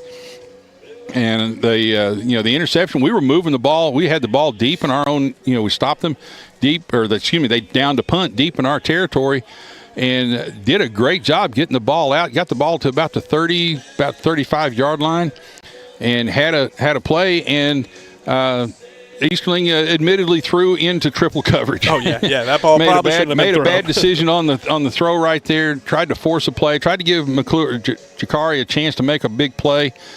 But, again, 3-on-1, it's just not going to work out very well. And that interception, what really hurt about that interception was that they were able to turn it into a 6-point play, 6 points in about a minute and a half after getting that, and that extended their lead out to the 15 points that they have now. With this 21-6 lead, their offenses look good. I mean, let's give Loretto credit where we need to. I mean, their offense has been able to move the ball. That quarterback has plenty of talent, running back too. A couple good throws. That one receiver high pointed it right there at the pylon to get for a Loretto touchdown. They've looked good. We got to find ways to stop them and get the ball back. But and I agree with you on that. But at the same time, we've looked pretty good as well. And our defense made some adjustments. They weren't able to just drive down the field. They had a couple of big plays and were able to, again, critical mistakes, 1 or 2 mistakes at critical times, and just caught us. Again, they the trick play, I call it a trick play. I don't know whether it was intentionally done, but it was a play that everyone played dead, or didn't move. I say it played dead. Actually, it just didn't move once the ball was snapped. And only the quarterback and the wide receiver, and really our defense fell for it. And they didn't move. They didn't attack the quarterback and make him just throw it away. And, again, that was the point. That was when you said he high-pointed the ball out there and did a good job pulling it down in the touchdown. Their last touchdown, they caught us over pursuing. They faked a sweep to the left, and quarterback kept it, went back to the right, got to the edge on the right, found a seam, was able to get up in for about a 20-yard gain for the touchdown. On our side, Easterling's done a good job managing the offense. He's gotten the ball out into the flats pretty well. There have been a couple of times where he had some open receivers and wasn't able to quite get the pass to him. And I think you take those two, you take a couple of those passes right there, you get one of them at least, and we got a different ball game. So we're that close. We're one or two big plays away. We're one or two mistakes away. One good thing, we've been able to overcome our pre-snap penalties. We had 2 times on our scoring drive. We had 2 penalties that put us back at 2nd and 18 and 3rd and 19, and we were able to get first downs on both of those. So we've shown some resilience. We've shown some mental toughness here. What we've got to do now is finish off and claw ourselves back into this game, much like we did against Hickman County. The difference in this one, though, we need to get over the top on that, get those conversions. Oh, yeah. I mean, besides that one, pass in a triple coverage that got picked off, I think J.P. Easterling, quarterback, has played a pretty good game. A couple, passes that were off the mark, but I just like how he's looked tonight. In these conditions, as you can see, it's pouring rain It's out tough, there. These are tough conditions, but playoff football is in tough conditions. Football is one of those things where it finds your character really quick. And this is where we're going to find out what kind of character we have as a team, what kind of character these young men. They've shown good character all year long. They've shown a lot of resilience and overcome a lot of adversity and was able to put themselves in positive situations most of the time. Again, we're facing a team that's equal to us athletically, and there's been one of the differences. Our mistakes hurt us simply because the team we're playing is able to take advantage of those mistakes. Agree 100%. These guys can go toe-to-toe with us. They're, a lot of teams we played this year, even in some of our losses, they haven't had the speed we've had. They've just played, mistake-free. This team has the speed. I mean, they're pretty quick. They get on the edge, and they're going to be tough. They're going to be tough to stop. So we got roughly 6-7 minutes left in the half, maybe a little bit less than that. So we're going to go back and hear from some more of our sponsors during halftime. It's halftime here in the Region 5 2A game between the Loretto Mustangs and the Mount Pleasant Tigers, again playing for their playoff lives. We'll be right back after these messages. You're listening to the Front Porch Sports Network and WKOM 101.7. We'll be back soon.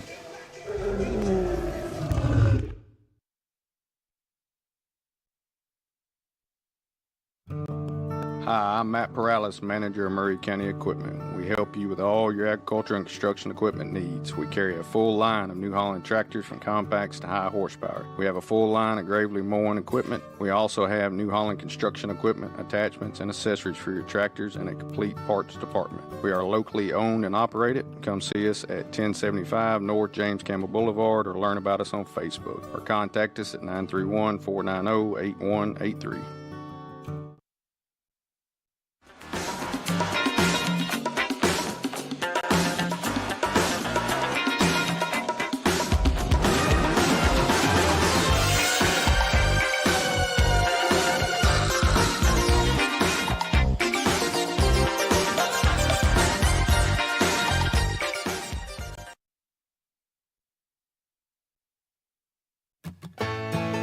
Farmer Johnny here, Taylor Family Farm. I want to give y'all a little look-see. We raise 100% non-GMO, grass-fed beef, pasture chicken, and pork on our family farm. Everything that we grow is raised with love and care to ensure the highest quality and nutrition for our family and customers. You can shop online at TaylorFamilyFarmTN.com or visit our farm store in person at Etheridge, Tennessee at 301 Dave Reisner Road. That's TaylorFamilyFarmTN.com for more information.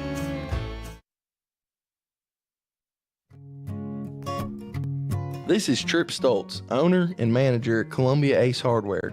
We have changed our store hours to better serve our community.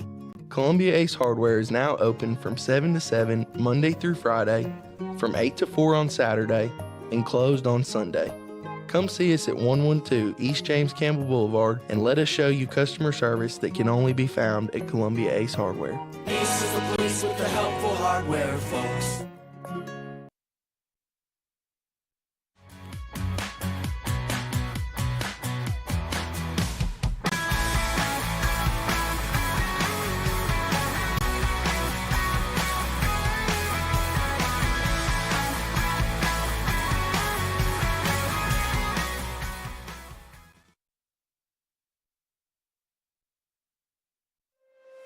Is your insurance up to date in today's world? Foster Insurance Agency is an insurance agency you can depend on for your commercial and personal insurance needs. Foster tailors insurance coverage to meet your unique requirements stemming from years of experience and represents several top-rated companies such as Erie Insurance. Call Mike Ford or Jimmy Ford today at 931-388-8365 or stop by their convenient Columbia location at 204 West 4th Street. Foster Insurance, serving Middle Tennessee since 1952.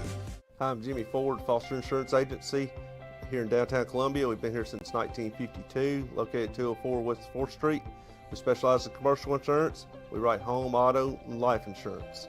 We write anything from your bulldozer to your helicopter, from churches to bars. Come see myself, Mike, Shelby, or Nikki. We'll be happy to take care of you. We specialize in service.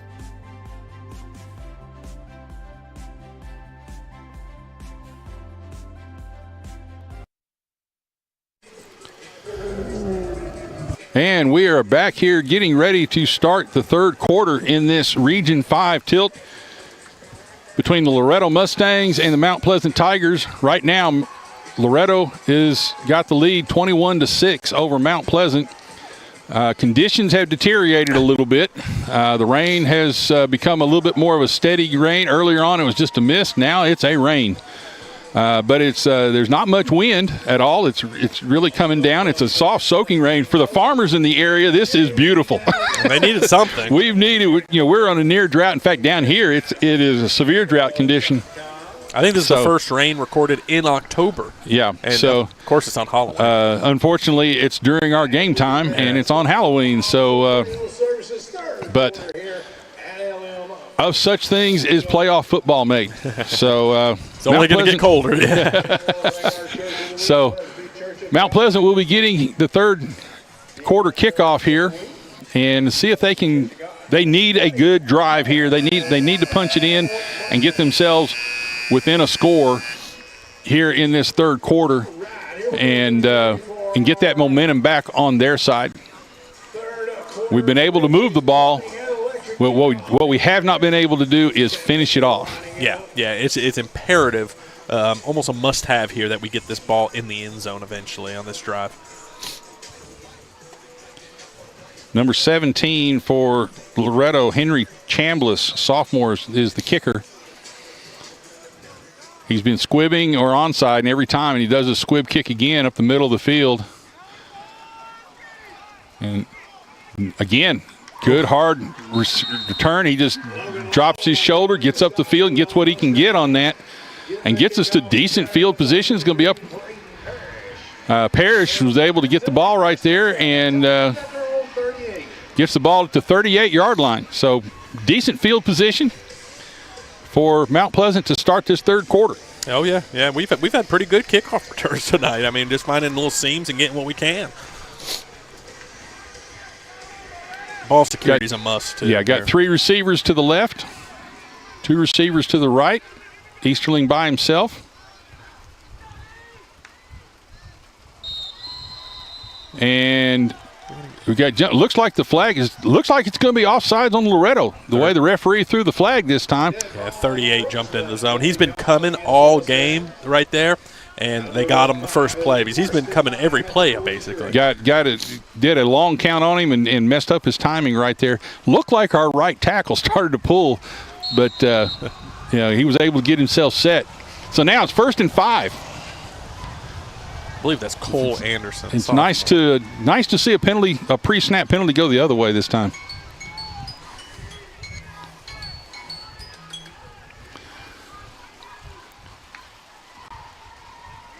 And the little option play off to the left side, and he's not able to get around the corner. Looked like it was McClure at tailback right there.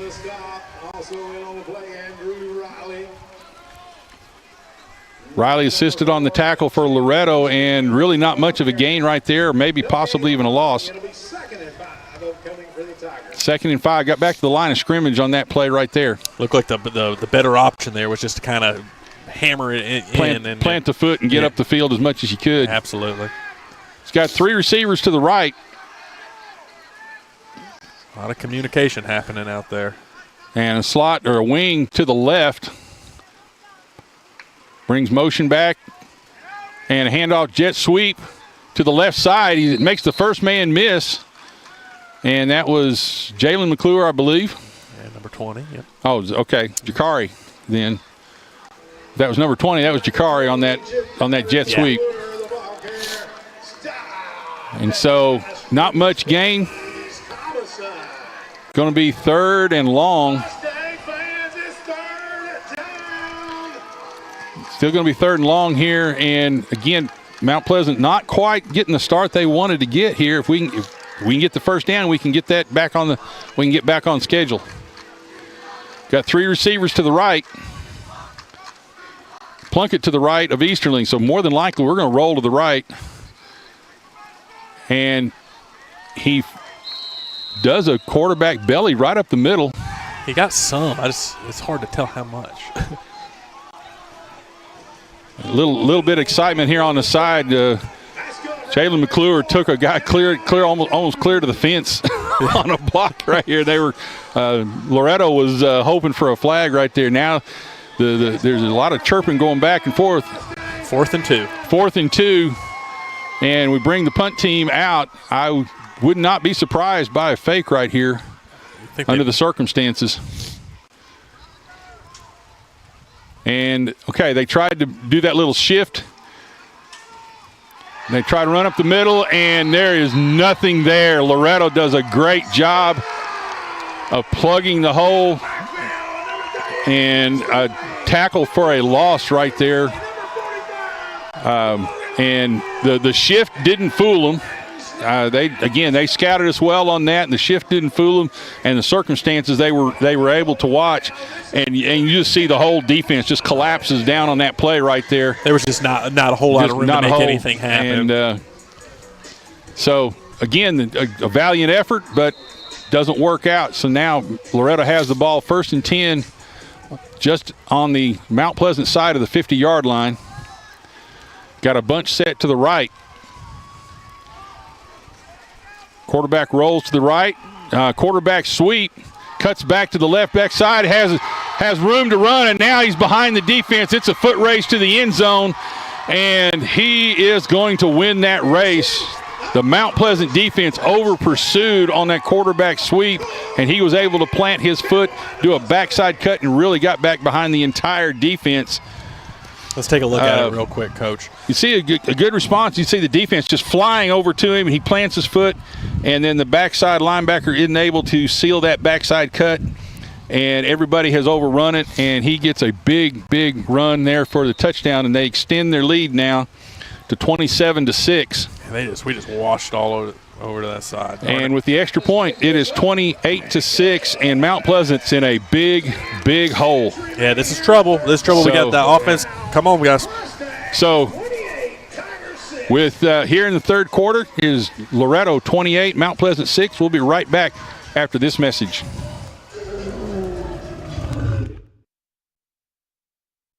Some people are just obsessed with their lawns.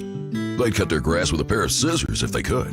Thanks to Gravely, they don't have to. You see, Gravely makes not only the best built and most comfortable lawnmowers, they also leave your house looking like a doggone country club. So whether you're a commercial landscaper wanting the best or just a perfectionist homeowner, you can't do better than a Gravely. See our full line of Gravely products at Murray County Equipment, 1075 North James Campbell Boulevard in Columbia, Tennessee, or check us out on Facebook. And we're back, and Loretto has scored on a big play after holding Mount Pleasant on downs at about midfield. Mount Pleasant went to fake a punt. Loretto was not fooled at all, was able to stop him on the play. And about 2 plays later, the quarterback was the first play. Yeah, first play. First play after that, quarterback was able to run the distance. Squib kick up the middle of the field as he's been doing all night. And a good tackle this time. He's good tackle from behind. It's very quick. And was able to push us back a little bit. Now we got the 1st and 10 at about our 30.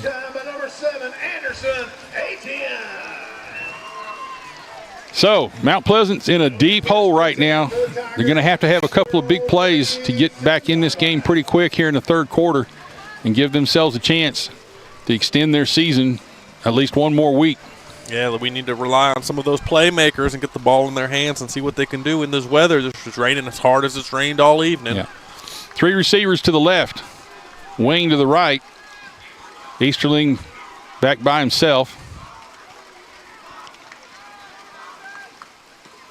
Gives it on a jet sweep to the left side. Gets a little bit of a gain. Doesn't quite make the edge right there. Number 29, Evan Plunkett on the Plunkett getting the carry for Mount Pleasant. Rolled up by number 1, Andrew Riley. Tackled by number 1, Andrew Riley for second and 10. No gain on that play. I don't think we're going to be able to run sideways and outrun these guys to the edge. We've tried. We sure have. I just don't think that's in the cards right now. Roll out to the right, looking for a pass out in the flat, and he had Avery in the flat, and Avery tried to turn up the field just a little too quick without securing the ball. And the ball gets away from him for an incomplete pass right there. Pretty good defense out there, too, it looked like. Yeah. Looks like Avery, again, just trying to make a play. Took his eyes off the ball right there at the end and wasn't able to secure it. And again, in these conditions with this rain, you've got to watch it all the way up under your arm. Make sure the catch first. Absolutely. And so now we got third and long. Yeah, 10, third and 10. Yeah, 3rd and 10 here. Tough situation here for the Tigers. And you know that Loretto's going to be teeing off. They're going to be sending that inside linebacker. 38's coming. And here he comes. They pick him up.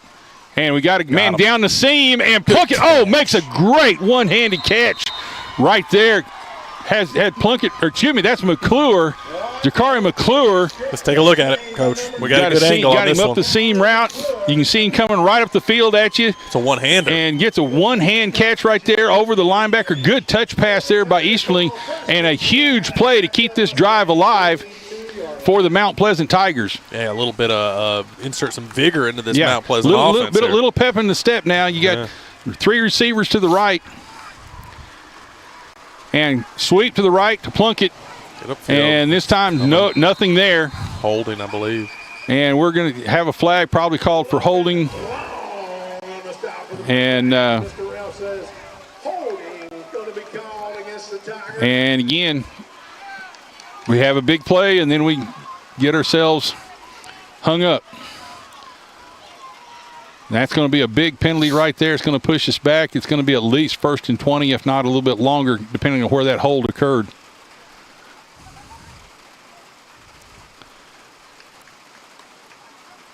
And they're getting ready to mark it off. We'll kind of get an idea of where the ball is. Okay, it's from the 1st and 20 at the Tiger 48-yard line.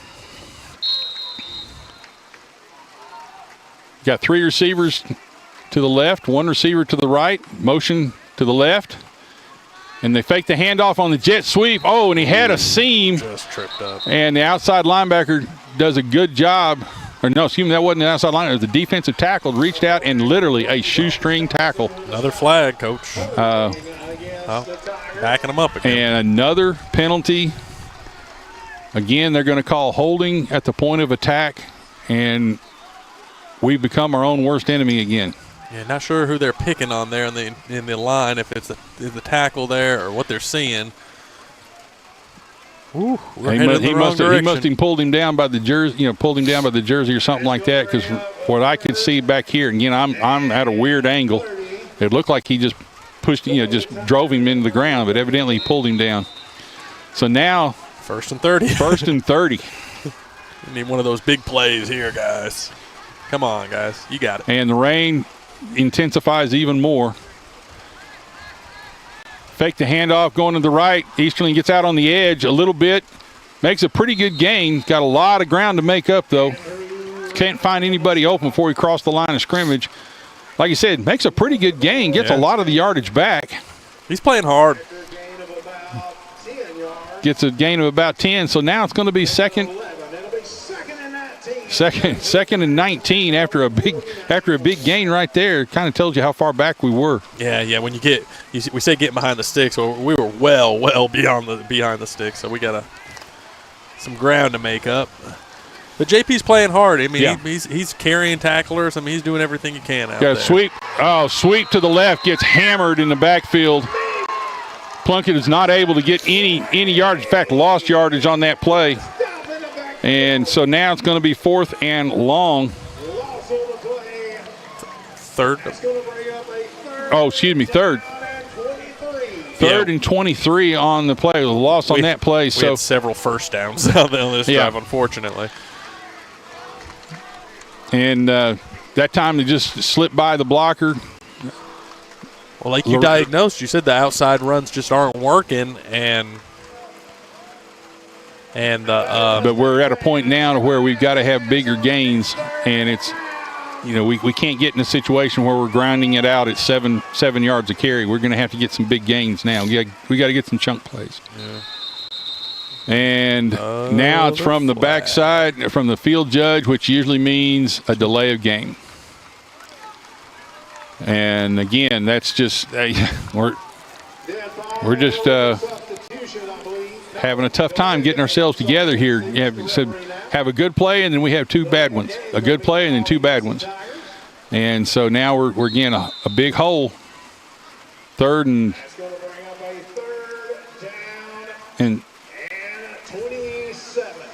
27.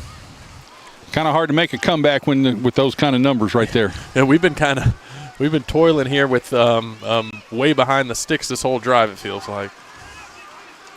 2 receivers right, 2 receivers left. Straight drop back, kind of sets to the right, looks back to the right, gets flushed out of the pocket, and he gets up the field to the right. And Loretto's more than willing to let him get some yardage up the field. They just kind of made sure he couldn't cut back up into the field and gain any more yards, just funnel him out of bounds. Yeah, they just escorted him out. Just escorted him out. So now we got 4th and 21.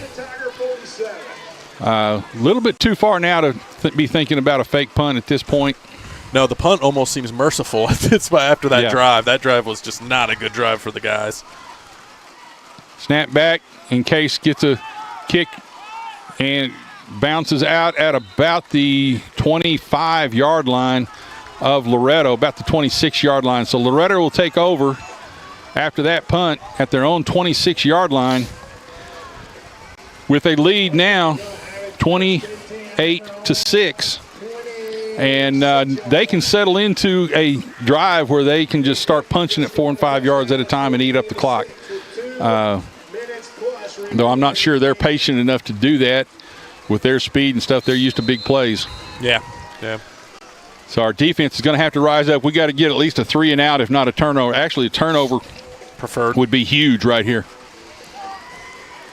They got 3 receivers wide to the right, 1 receiver to the left, spreading the defense out right here.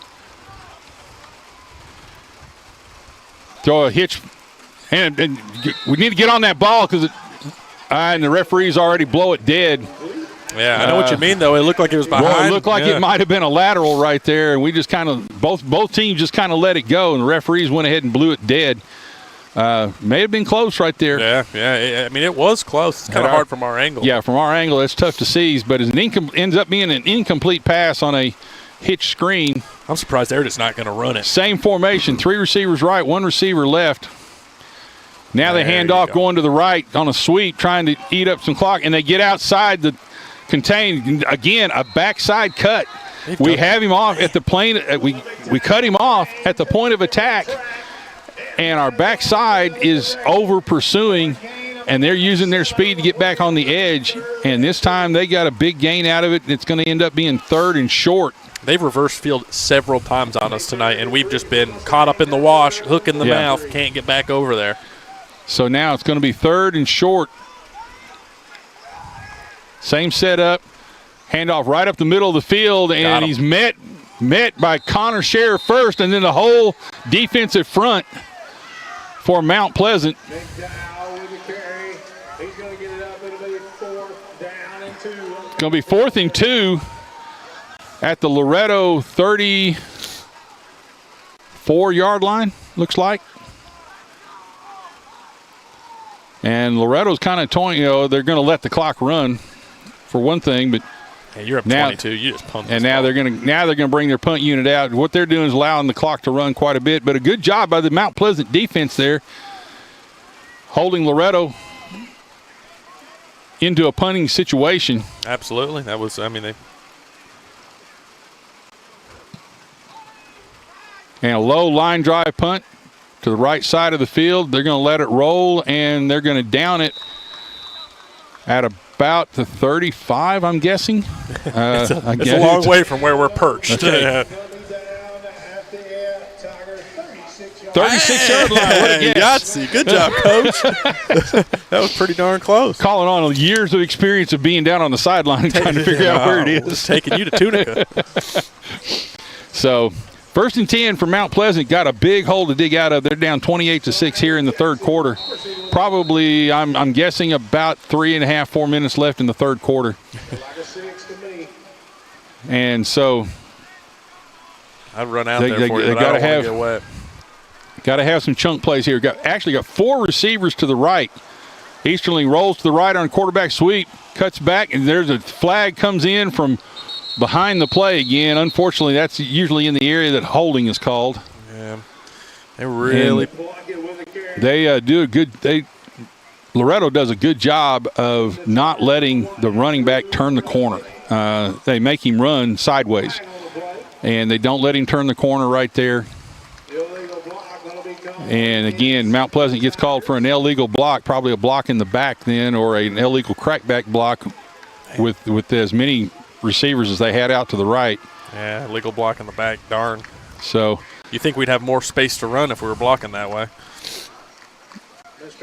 So it's going to be 1st and 20.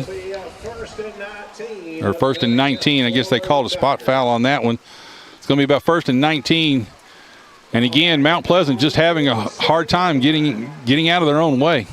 Yeah, these guys are working hard out there. Yeah. They're just not catching a break tonight. 4 receivers to the right again. Straight drop back. Ooh. And a little quick hitch out here.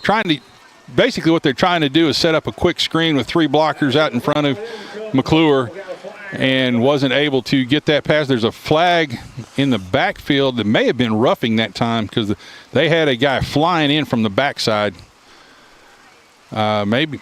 We'll see. And we're waiting on the referee. Wow. Ooh, our poor line. Illegal chop block. They're getting nitpicked out there. Yeah, that's a 2-man block where one man hits him in the shoulders high, another guy takes it out his legs. At least that's the call. And that's a major penalty, unfortunately. So now again, we're back where we were the last series. It looks like it's going to be about 1st and 30. Man. And it's a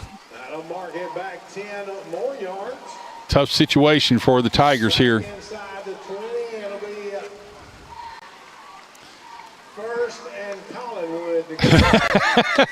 PA announcer showing a little bit. 1st in Hollywood. I was about to say 1st in Murray County. Yeah, I put 1st in Mount Pleasant on the thing, but it's just 1st and forever.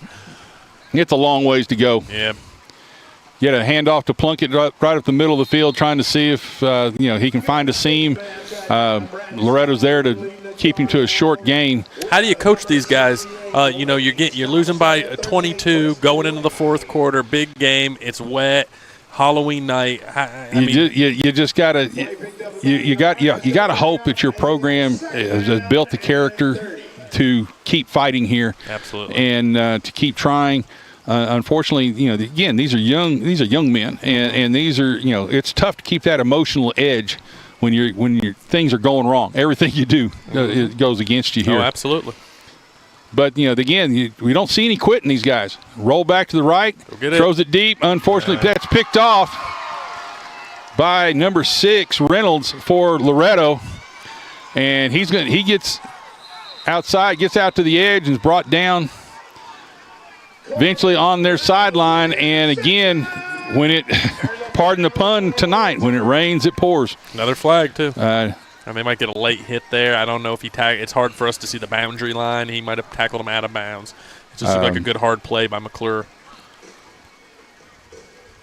But now, things are starting to kind of unravel here for the Tigers, and that's really unfortunate to see off of the year that they've had. Yeah, and it's for many of these seniors, this could be their last game wearing the Mount Pleasant jersey, and I know that means a lot to a lot of them, and it means a lot to the whole community. So I just hope they keep playing hard for the remainder of this game, and they just know that no matter the outcome, we love them. And we just want them to do great things. Yeah, personal foul pushes the ball deep into Mount Pleasant. Illegal block was called against the Tigers. Illegal block. So that actually adds on Okay. to Corbin's interception. It's first. I almost think that has to be a personal foul. I don't think that's going to be an illegal block since they had the ball on that situation. So, because if it happened before the pass, they would have to decline the play.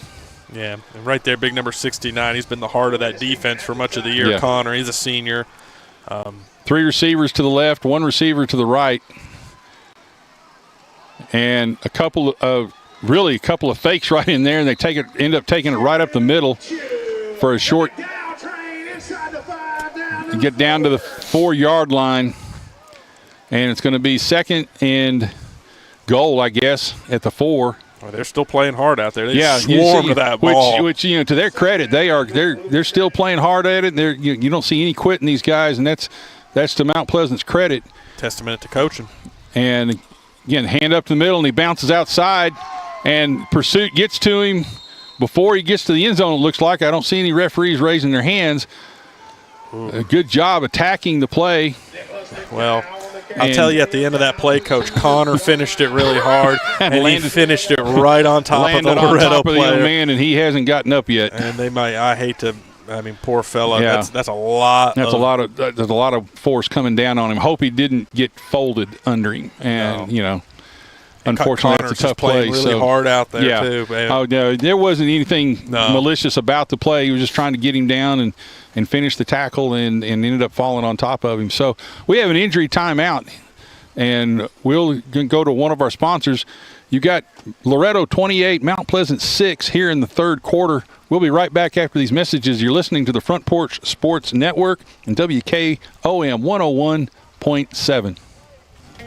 Don Pepe's, best Mexican food and margaritas in town. Fresh from scratch and served sizzling at your table. We welcome everyone, including large parties up to 60 people. Private room, outdoor patio, full bar, fresh guac at your table. Come enjoy a taste of Mexico. Don Pepe's Mexican Grill. 2 locations to serve you. 1202 South James Campbell Boulevard in Columbia and 1203 Murfreesboro Road in Franklin. Don Pepe's, the new taste of Mexican food.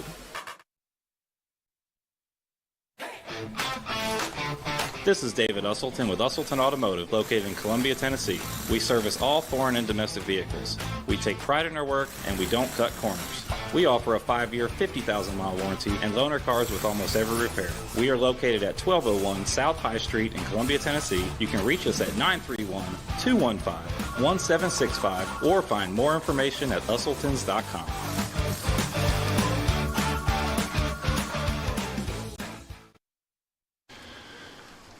And we're back after that injury timeout. Unfortunately, we weren't able to get a number of the young man that was injured for Loretto. Again, we hope it's nothing serious.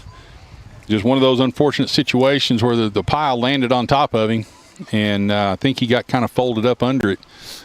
So, not sure which down we have. It's either 2nd or 3rd down and goal at really, really close to the goal line. Handoff straight up the middle. He slides to the right, and he's able to get outside. Well, no, he's not. A good play there by the defensive back. And we got up, and we probably said something, and we probably shouldn't have. Chirping out a little bit. Unfortunately, what that's going to create is a 1st and 10. Yeah, you got one of our players pushing our guy off away from the referees and away from Loretto right now. We've got to watch. Is that number 8 or number 6? He's telling him to get to the sideline. Going to be called against the Tigers. Timeout. Sportsmanlike conduct And I think there's been a timeout called. It may have been official timeout. Somebody called a timeout because the Mount Pleasant team's walking over to the side. Yeah, one of the refs were waving all the Mount Pleasant guys to the sideline. I'm not sure what this could be. I mean, it's been chippy all game. Yeah, and unfortunately, as you after you've played this hard and you okay, the timeout was called by the Tigers. Unfortunately, as the season draws to a close this way, it's kind of tough. It's kind of tough on these young men as they are they invest themselves in this, and then to have this game go the way it went, it's really tough. So now 2:14 left in the third quarter. 2:14 left in the third. So we're going to have to, again, our character's going to have to show here. And what we're going to have to do is maintain our composure, because if somebody gets ejected, especially if it's an underclassman that gets ejected during the game, that penalty carries over to next year. Oh, yeah, we don't want anything like that. We don't want that to happen. The seniors. You don't want to finish off, and you don't want to finish off a good year with a bad ending like this. And this is where leadership matters, too, for our seniors. We see Derek Rittenauer out there, a senior right now, Connor Scher, like we talked about. We have plenty of Evan Plunkett. I mean, those guys, Talem Russell, those are all senior leaders out there, and hopefully they keep anything silly from happening. Yeah, it's a frustrating way to, fight this season. The rain's kind of eased up here a little bit, still coming down. But you got Loretto just literally knocking on the door. They're probably about the 1 yard line. Unfortunately, with the penalty, now it's first and goal. Yeah, it's an automatic first down with the call. So now it's first and goal with a very, very short yardage situation. I would assume they'd come right up the middle and try to punch this in on a power play. This third quarter sure has drug with all these flags, too. Oh, and a little mix-up in the backfield, and we're able to get to the quarterback and keep him from getting into the mix-up on the Loretto backfield. Quarterback turned the wrong direction to give it to the back, and Mount Pleasant was able to take advantage. We got the ball. Did they? He just signaled that we had the ball. I don't know if the white hat meant to do. Is it going to be stopped shy of getting in the end zone?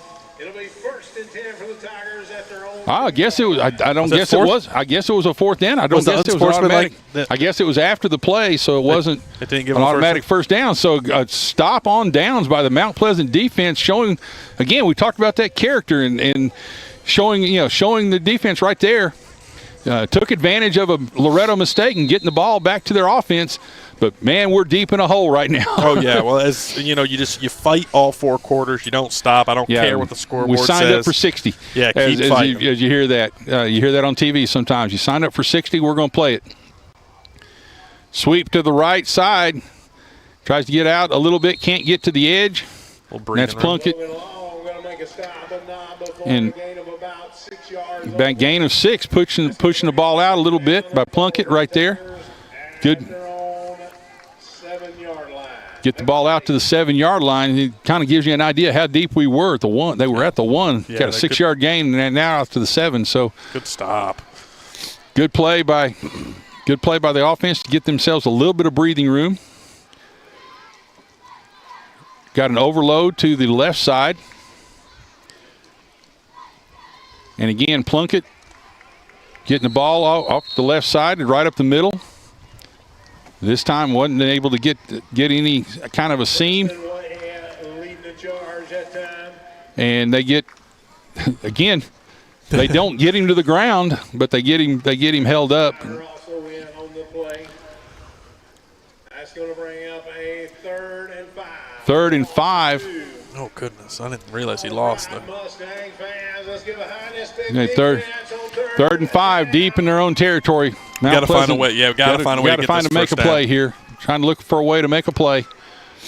And kind of at this point, take a chance. See what happens.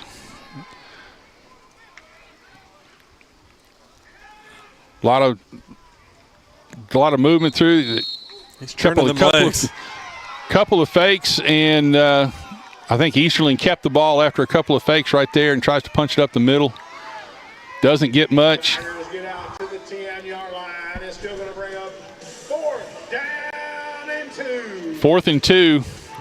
And Coach Hartsfield tells the offense, stay out there. They're going to go for it. Really a tough spot to do that.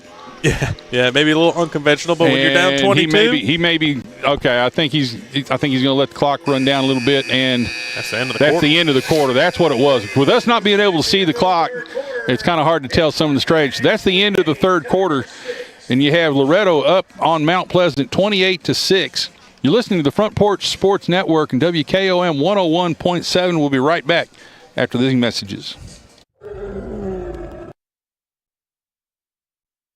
Columbia Foodland is a locally owned and operated family grocery store with a full line of dry, dairy, frozen, meat, and produce items. We focus on keeping the freshest hand-cut meat and produce items daily with the most competitive prices in town. We offer weekly ad specials as well as in-store weekly specials throughout the store. Located at 427 West 7th Street in Columbia in the former Harris Foodland location. Columbia Foodland. We are here and ready to serve the wonderful people of Columbia and the surrounding areas.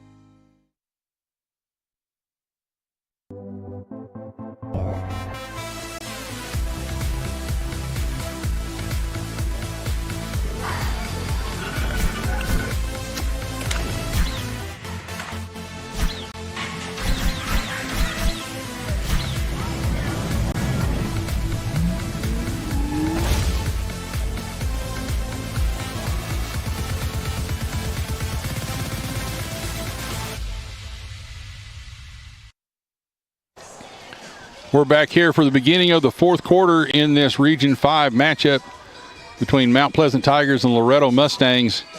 Mount Pleasant has, I believe it is it 4th and 2? Yes, sir. Okay, 4th and 2 at their own 10-yard line. They're going to go for it. Oh.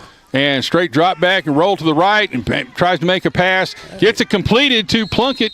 No, Holt. To Holt, excuse me. I'm sorry. No, it's okay. And he completes the pass for a first down. A gutsy play right there by the Mount Pleasant Tigers, and they get the first down. Basically a little flood route again, and he found the short man open for the first down. So now it's 1st and 10 at roughly the 20-yard line. Again, showing some character right there, showing some toughness, some mental toughness on the Mount Pleasant part. Yeah, that's sophomore good to see. Connecting with sophomore there, so that's just what's to come in the future years. Bunch to the right and has McClure on a slant pass open for just a little bit, but he threw it too high and had a play for about an 8-10 yard gain, but just couldn't quite get it down. Play they'd had some success on it before. Had that bunch to the right, and they faked that sweep to Plunkett, and had McClure on the backside slant. Again, got a bunch to the right, more trips to the right instead of a bunch. Now they got McClure out here to the left. His brother shifts over. Quarterback rolls to the left, looking to pass, and no one open downfield, so he tucks it and runs, gets good yardage up the field, makes a gain of about 7-8 yards on the play. Flag. And another holding call. Gummit. Again, tough night for the offensive line here. Yeah, they're working hard. It's just not happening tonight. And trying to find out the situation. Wasn't able to see who got that penalty right there. But we got out on the edge and we're made a good play, but again gets pushed back. So now it's going to be 1st and 20.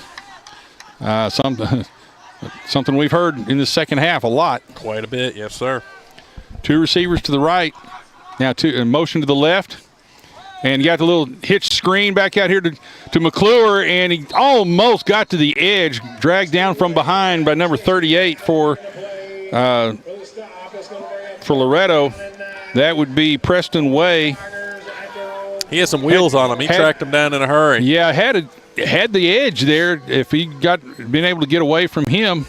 That's that team speed we talked about earlier. Yeah. That they have. They just have some team speed. And because he had a couple of blockers and had the sideline edge. And looking where he's lined up, he came in from inside linebacker to make that play out on the sideline. Yeah, so, like you said, a one lot of our of better team players, speed. One of our Got fastest trips to the right. Oh, and goodness. got, again, this time tried to get that little seam route to McClure that we'd had some success earlier in the game. This time didn't get it up high enough over the linebacker's head, and it was incomplete, knocked away.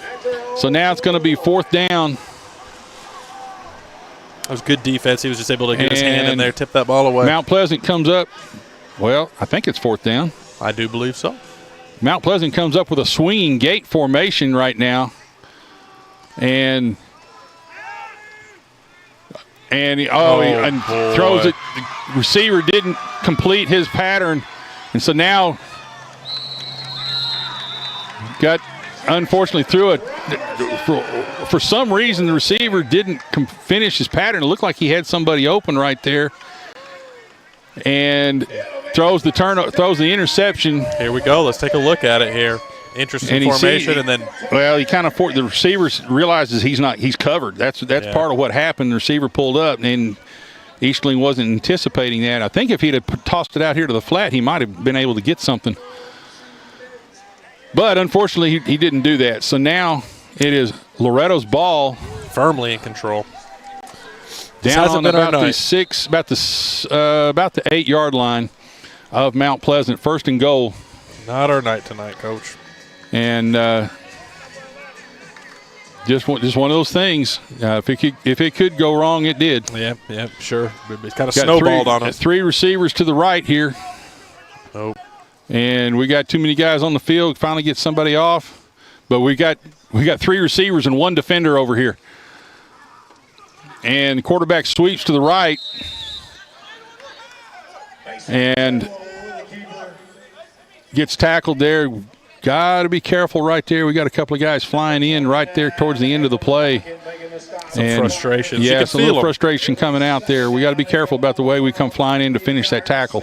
He probably had the touchdown if he read what you read there with the. Well, yeah. And again, they got 3 receivers out here to the right. Okay, now we got 2 other defenders out here. And got to look for a backside fade over. And then knocks Brooks on the coverage right there. Does a pretty good job.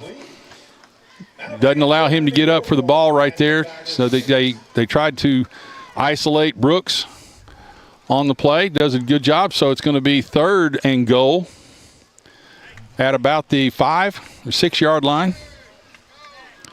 And again, 3 receivers to the right, 1 receiver to the left. Kind of got the defense spread out. And that's everybody but the center. Got a lot of movement right there, and a quick whistle. That time, that usually means the offense is offsides right there.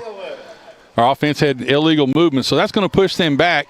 Still going to be 3rd and goal, but now it's going to be at the 11-yard line instead of the 6. Let's see if the defense can hold up here. Rolls to the right. And Seth looks for a pass in the middle, and good tackle, good short tackle right there by Holt. Pass was complete to Thompson. It's going to end up being 4th and goal at the 6-yard line. Their kickers look good on extra points. I don't know if they're going to march them out there. No, it looks like they're going to go for it here, and then they're going to call a timeout and think about this a little. Well, no, they're not going to call a timeout. I think you're right. They're bringing the field goal unit out. Of course, I don't see can't see the play clock, so I don't know how much. I don't see how much time they've got on the play clock. Seems like they're taking an awful long time to get this off.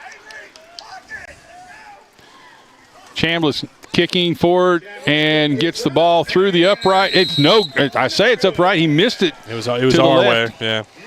Missed it to the left, and again, this side of the field seems to be kind of treacherous for the kickers. Neither kicker has been able to really get a good footing right there. So, by virtue of the touchback, Mount Pleasant gets 1st and 10 at their own 20-yard line. Again, the defense rises up. They're still playing in hard. a hole.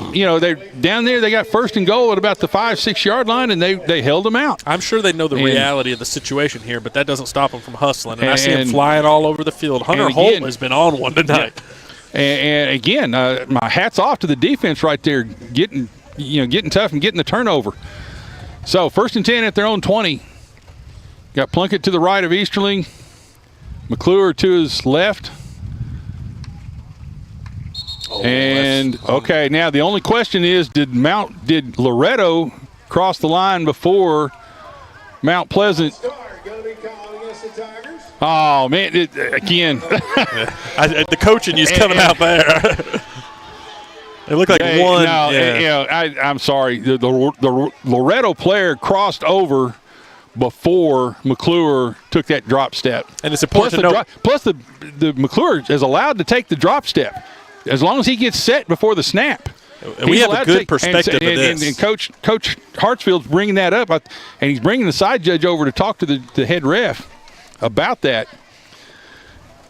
And this McClure, play was right in front of us here. Yeah, McClure is allowed, as a running back that did not put his hand down, he's allowed to make that step back.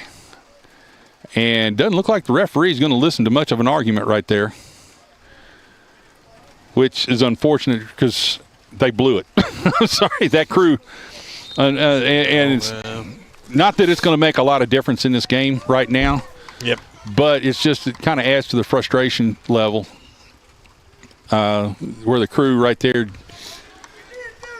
mishandled that call. Like I said, it's not going to make a difference in the outcome of this game, but got a bunch set to the right. Plunkett to his left, straight drop back. He rolls to his right and has McClure out in the flat for a short gain. And it's going to be second. It's going to end up being about 2nd and 6 for the Tigers at their 24-yard line. Again, doing what they do and trying to get the ball up the field and see if they can turn a basic play into a big play here. Yep. 3 receivers to the left. Got Plunkett to the left of Easterling. Rolls to the left, looking down the field. Throws it out, and receiver fell down. That time it was intended for Smith from Mount Pleasant. He slipped as he was making his cut. And the pass falls incomplete, so it's going to be 3rd and 6 now for the Tigers. But we did have a little bit of success. Mm-hmm. No flags. yeah, they've been frequent tonight, frequent and often, all over. And again, that.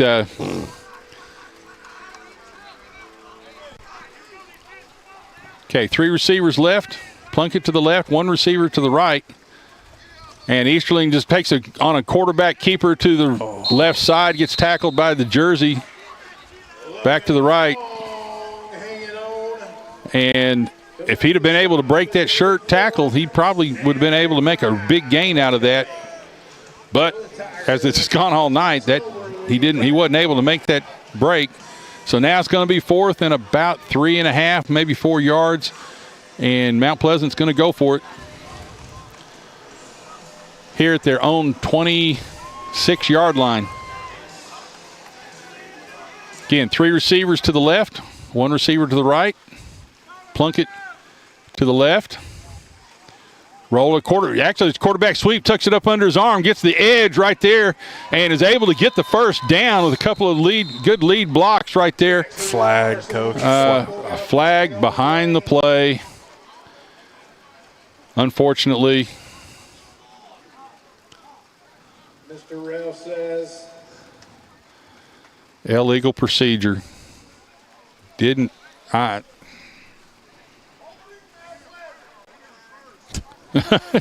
can hear a pin drop in the stadium. Trying to figure out. It may have been a holding call where they threw the flag.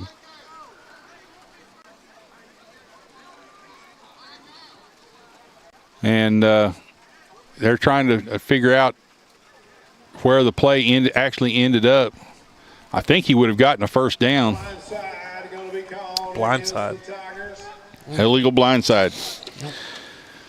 That's another rule that's changed since you and I were playing, Seth. I guess the receiver might have came back and cracked something. Or You're not allowed on a blindside block or on a comeback block like that. You are not allowed to lead with your shoulder pad. You know, that used to be the thing. You try to stick your shoulder pad right in his chest. Now you have to lead with your hands to soften that blow just a little bit. They're trying to get that blindside block kind of out of football. Pretty much just running a screen. Yeah. I mean, you're just screening it them. It ends up being a basketball screen more so. And I'm sure our young man probably led with his shoulder. Yeah, I mean, this has been a physical game. It's been a physical game. The score doesn't indicate it, but it's been a physical game. Two receivers to the right. Straight drop back. Trying to find on a circle route. And gets McClure, goes up and high points the ball. McClure makes a great catch and keeps fighting there for the yardage. Oh. And he also gets a helmet-to-helmet hit by the Loretto defender while he was still fighting for yardage. We had a great play there. And McClure is called a double circle route. McClure was the inside receiver, and they ran a post, and then they ran the circle behind him. He was able to high point the ball. He was covered fairly well by the defender. Gets the high point on the ball, breaks a couple of tackles, or breaks a tackle. The guy's around his feet, and while he's trying to fight for a couple more yards, the guy comes up and just launches himself into his face. And again, had this been a college game or had this been any other game, that player would have been ejected. And that would have been huge for Loretto in that circumstance, have one of their defenders ejected in this situation. I guess the high school rules are a little bit different about that. That's the second time. Yeah, this has probably been the chippiest game we've seen all year with some of these hits. Straight drop back, and he's got McClure trying to high point, had him one-on-one with the defender, and tried to high point the ball, wasn't able to come down with it that time. Right in the breadbasket, too. He kind of looks like he kind of over-jumped it. He jumped up and then had to catch it down around his numbers. So, missed his timing on the high point right there. But again, Mount Pleasant getting a good drive together here. Yeah, they've done some things right tonight. Not enough, but they've done quite a few things right. And finishing off here with the flurry, even though they're down by a big score, again showing quite a bit of character. And it's good to see this effort on this situation. Again, good catch. Crossing pattern to McClure. Easterling's kind of learned, with both McClure brothers, get the ball up high. They're going to go up and get it for you. Jaden McClure makes that catch. And it's going to be picks up 9 right there, so it's going to be 3rd and 1. Can't tell what yard line. Looks like it's about the 30, 28, 29 yard line there. So 3rd and 1. 3 receivers right. Straight drop back. He rolls to the left, gets outside now. He's got the edge on the defense, and he's got a blocker in front of him. He tries to get, and he gets out of bounds. Obviously gets the first down. Good job. Are there flags? That's my question. Looking back, and can't tell if that's a towel or a flag. No flags. Okay, it's not a flag. So 1st and 10 at the 15-yard line for Mount Pleasant. Good job by Easterling getting out on the edge. Good job with the offensive front, giving him a chance to get some time to see that. Once he got out on the edge, he realized he had the yardage to get the first down. Oh, yeah. We got some seniors out there showing a lot of heart towards the end of this game. Center Logan Pinkerton, Avery Johnson out there. I mean, they're showing a lot of heart. Got 3 receivers to the right. Straight drop back. And he's got catch. Receiver got a catch on the sideline right there. Did you get the number? 20. Okay, that was Jakari McClure. Speaking of seniors. Catch, got a catch there at the 9-yard line.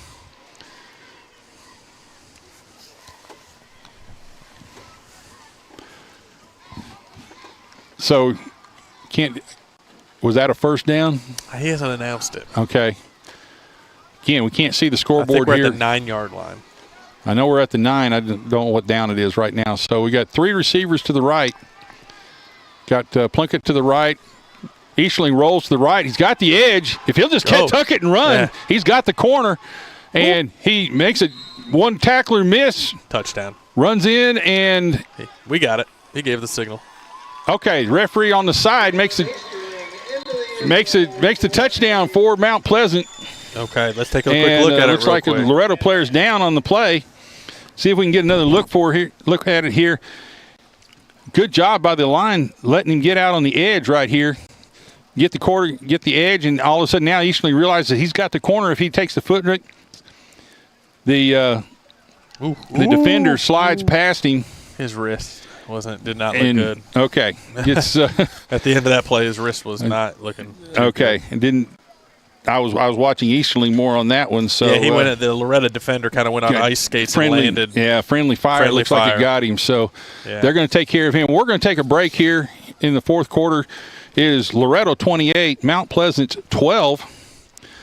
Pending the extra point here. We're going to take time for an injury timeout. You're listening to the Front Porch Sports Network and WKOM 101.7. We'll be right back after these messages.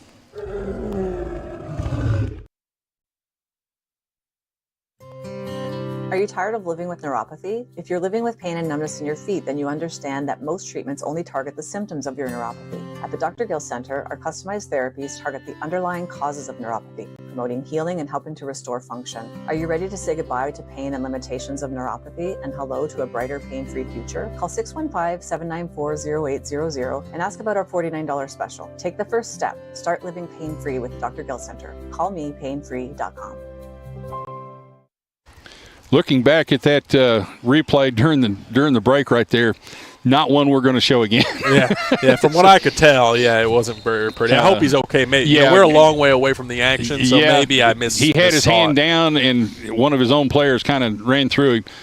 Give it to Plunkett, trying to get the 2-point conversion. Push, and they're pushing, and no signal, and they finally say that he did not make it. So the 2-point conversion is no good. 4:22. So with 4:22 left in the game, is Mount Pleasant 12, Loretto 28, and we're going to take one more break here after this action. You're listening to the Front Porch Sports Network, 101.7. We'll be right back. Got wings? Alex's Tacos and Wings, winner of the best Mexican food and tacos in Murray County. But did you know that we also have all kinds of the best chicken wings? What's your favorite flavor? Like them hot? Pair your meal with a drink from the bar. Delicious food for the entire family is moments away. Alex's Tacos and Wings, 2202 Circle Drive in Columbia. Visit alexstacosandwings.com or check us out on Facebook. Alex's Tacos and Wings. Come take a bite. And we're back here finishing up this game between Mount Pleasant and Loretto. Again, Mount Pleasant making an 80-yard drive after the missed field goal, and making an 80-yard drive and punches it in for a score, not going down easy. Oh, yeah. They're showing that heart we're talking showing about. A little bit of heart here, and this is going to be something that the coaches can build on during the offseason with these young men, and really a kind of a good way to send the seniors off in a frustrating game. Yeah, even that 2-point conversion, they were fighting for it. They thought they got it.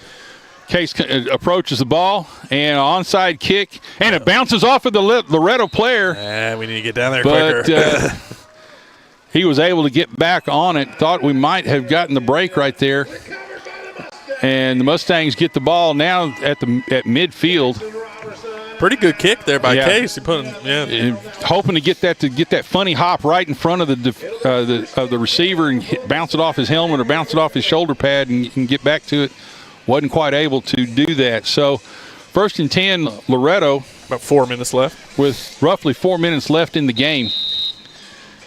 And it's not likely, but not out of the realm of possibility either. No, you keep playing hard. You keep playing hard here, see what happens. If you get a turnover, get a quick turnover or a quick 3 and out, get a quick score, and all of a sudden we're back within a score or two. There you go.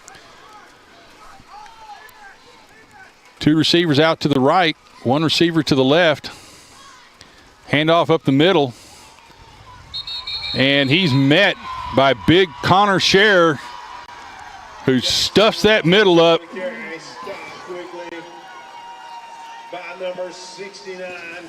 Just literally swallows him up right there. So a loss of 3, tackle for loss there for big Connor. And it's going to be 2nd and 13.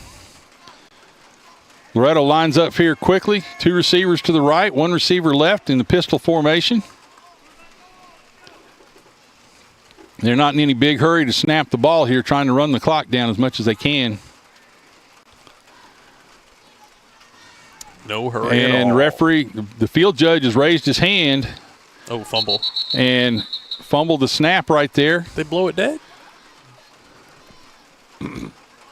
Flag on the play. And flag, evidently he did not get the snap off in time. False start. Sure. So. Not sure about that. Yeah. So 2nd and 18. And again, what the quarterback was doing, what he was waiting for was the field judge back here to raise his hand. And I don't guess the play clock is working here. It's right in front of us, so but we can't see it. We can't see it We're on like the back anything side else. of it. So he was waiting for him to raise his hand to tell him he had 5 seconds left in the play clock. And they're setting up to pass. And that's a there's flag. there's going to be flags from all over right there. 12 for Loretto, had to dodge the flag. So pass was intended for Hunter Smith, and we missed it. Knox Brooks was on coverage right there and was draped all over him that time. That was kind of obvious that time. Yeah.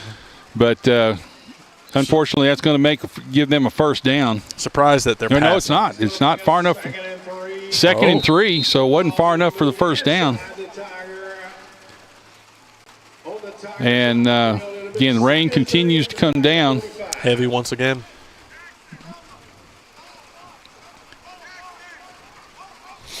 Only the faithful are left in the crowd. They've only got 1 wide receiver. They got a bunch set here to the right. Quarterback sweeps to the right, and Plunkett meets him in the backfield, and he's not able to dodge Plunkett right there, and Plunkett makes the tackle for a short loss, and it's going to be third. It's going to be 3rd down. It'll be 3rd and 6. 3rd and 6. Goodness. So good play there by Plunkett, quickly diagnosing the play and shooting the gap. And this time not missing, not overrunning the quarterback right there. So now you got 2 receivers to the left. And straight drop back, gets a little pressure, flushes him out to the left side, and another good stop. Another good stop right there. I think it's going to create a 4th down. I think a 4th and long. Good. Braden Parrish leading the charge for the Tigers there to make that play. So 4th and 9, another loss on the play. Got a sack there for Braden. Mount Pleasant calls a timeout, and so 2:09 with 2:09 left in the game. Loretto 28, Mount Pleasant 12. We'll be right back after these messages.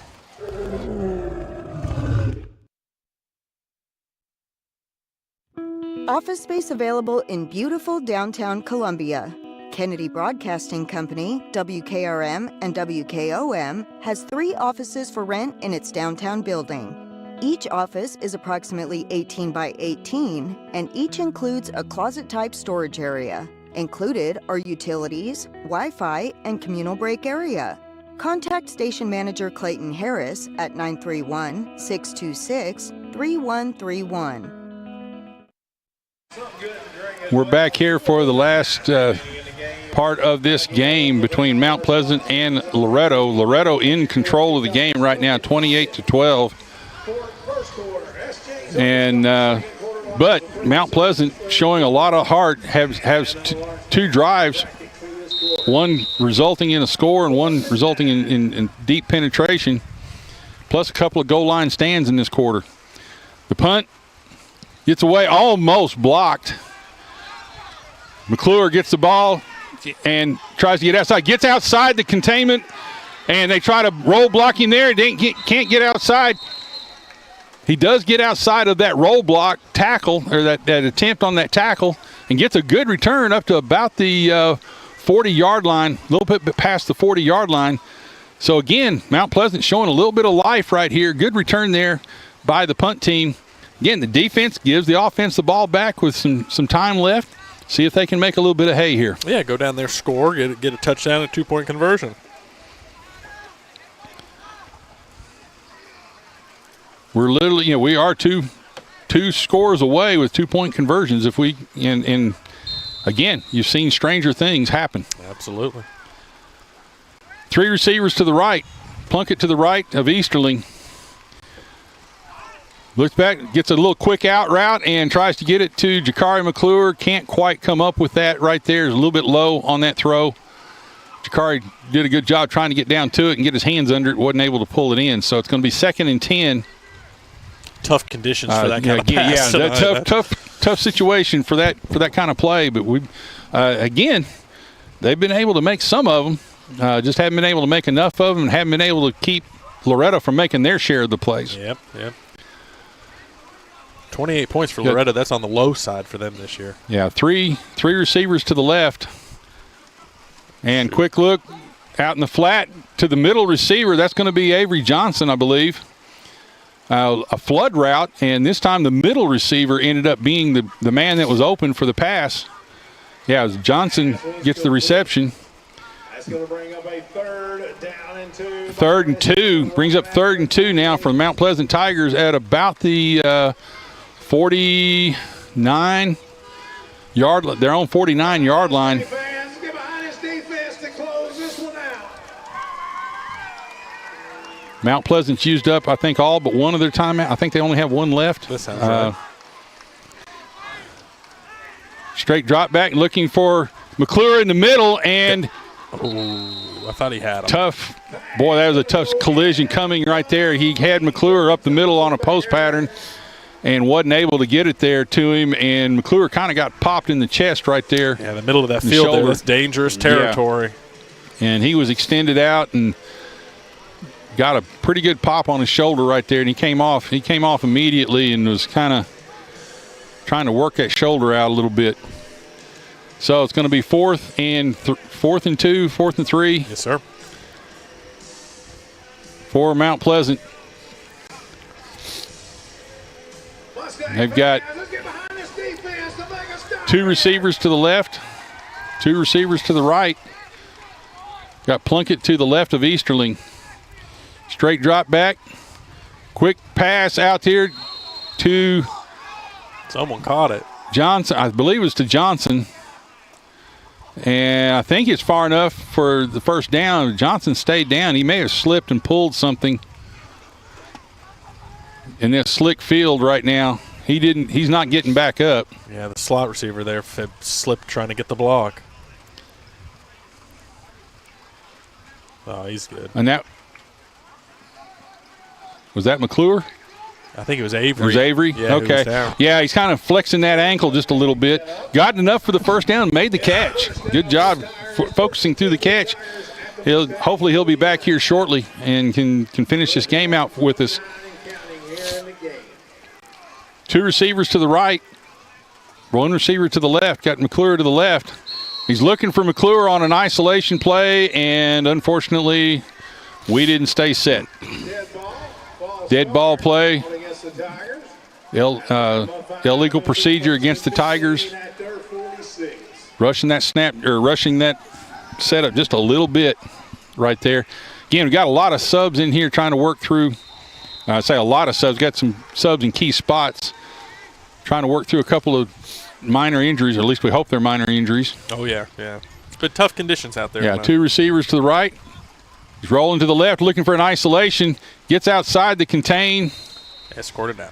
And looks like he gets enough for the first down and then runs out of bounds. So it's just before midfield. 2nd down and 12. Okay, I'm sorry. 2nd and 12. I thought I was off there for a second. I was like, well, I think it was 15 to go. Again, that's how much I depend on those yardsticks. I can't see them right now. Yeah, they do come in handy, and tonight they're not there. Yeah, well, they're there. Just we're at a funny angle on them.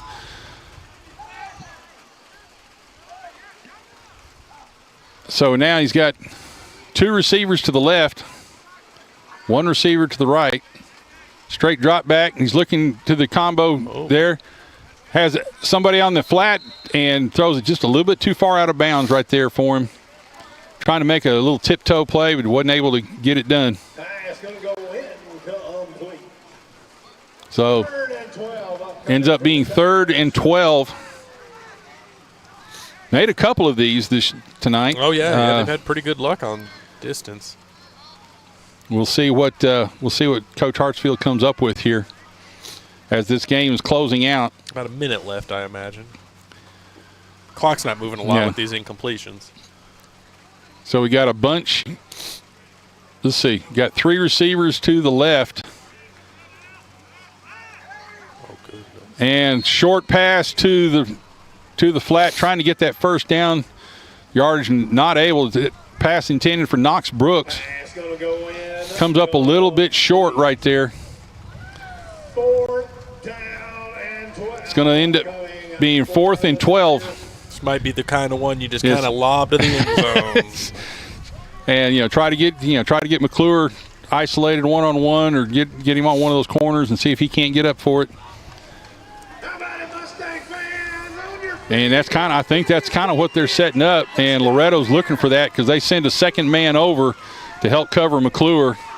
Got 3 receivers to the left, and he rolls a little bit to the left, throws it back in the middle of the field, and gets hit just as he's throwing the ball. The ball slips out of his hand and falls incomplete. And the ball's going to go over on downs to Loretto. And that's probably going to close out the game right now. I think we're close enough that Loretto's going to be able to run the clock out here pretty quick. Again, we can't see the clock, know for sure. I think 2 knees will do it if we go along with it. So I'm sure Coach Hartsfield is reminding his players to, understand where they are, understand the situation they're in.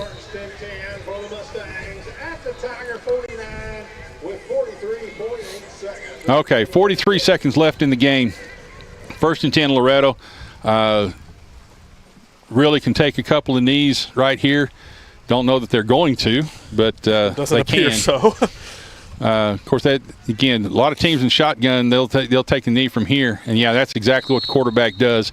Takes the shotgun snap, takes the knee right there. So they're going to let the clock run, and I don't think Mount Pleasant's going to try to stop it this time. Just wasn't our night tonight. So it wasn't in night for us.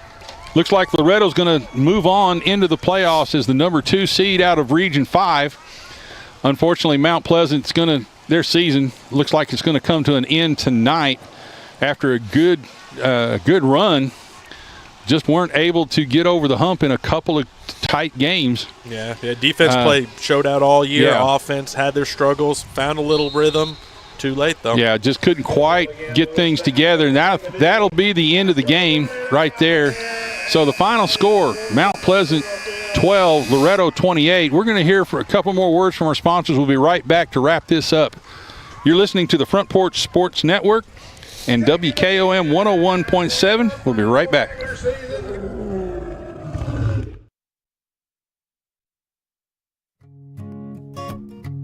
This is Trip Stoltz, owner and manager at Columbia Ace Hardware.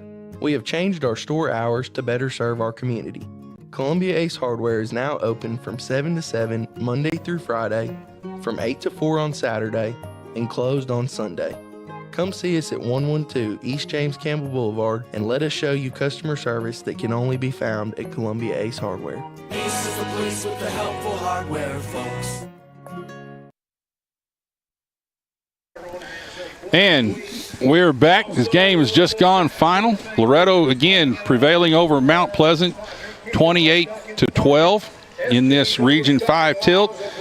Loretto gets to move on in the game, or move on in the playoffs. Unfortunately, Mount Pleasant's season comes to an end And Seth, again, it was a good year, but doesn't quite end up where we would like it to.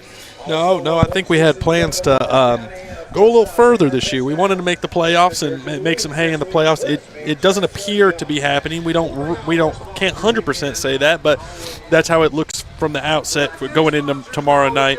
A lot of good seniors on this team who gave a lot for the program. We're going to miss some, but we have a lot to be excited for in future years too. A lot of youth out there, skill positions at the line, and we saw that. And we got a good crop of 8th graders coming up with Mount Pleasant winning the middle school championship this year. So Good point. A lot of good talent coming up, a lot of good futures stuff right here. So Seth, it's been an enjoyable year. I've enjoyed calling these games with you. We've learned a lot. I've learned a lot about engineering as a teacher. This is all new, but I've learned a lot. But we've enjoyed bringing these games to you, and we appreciate all our sponsors supporting us through this whole season. We appreciate Delt Kennedy and giving us the opportunity to bring these games to you all year long. We've enjoyed following Mount Pleasant, and we're looking forward to another year next year with that. Not real sure what's going to happen with the basketball programs, but I'm sure they've got some things in the works,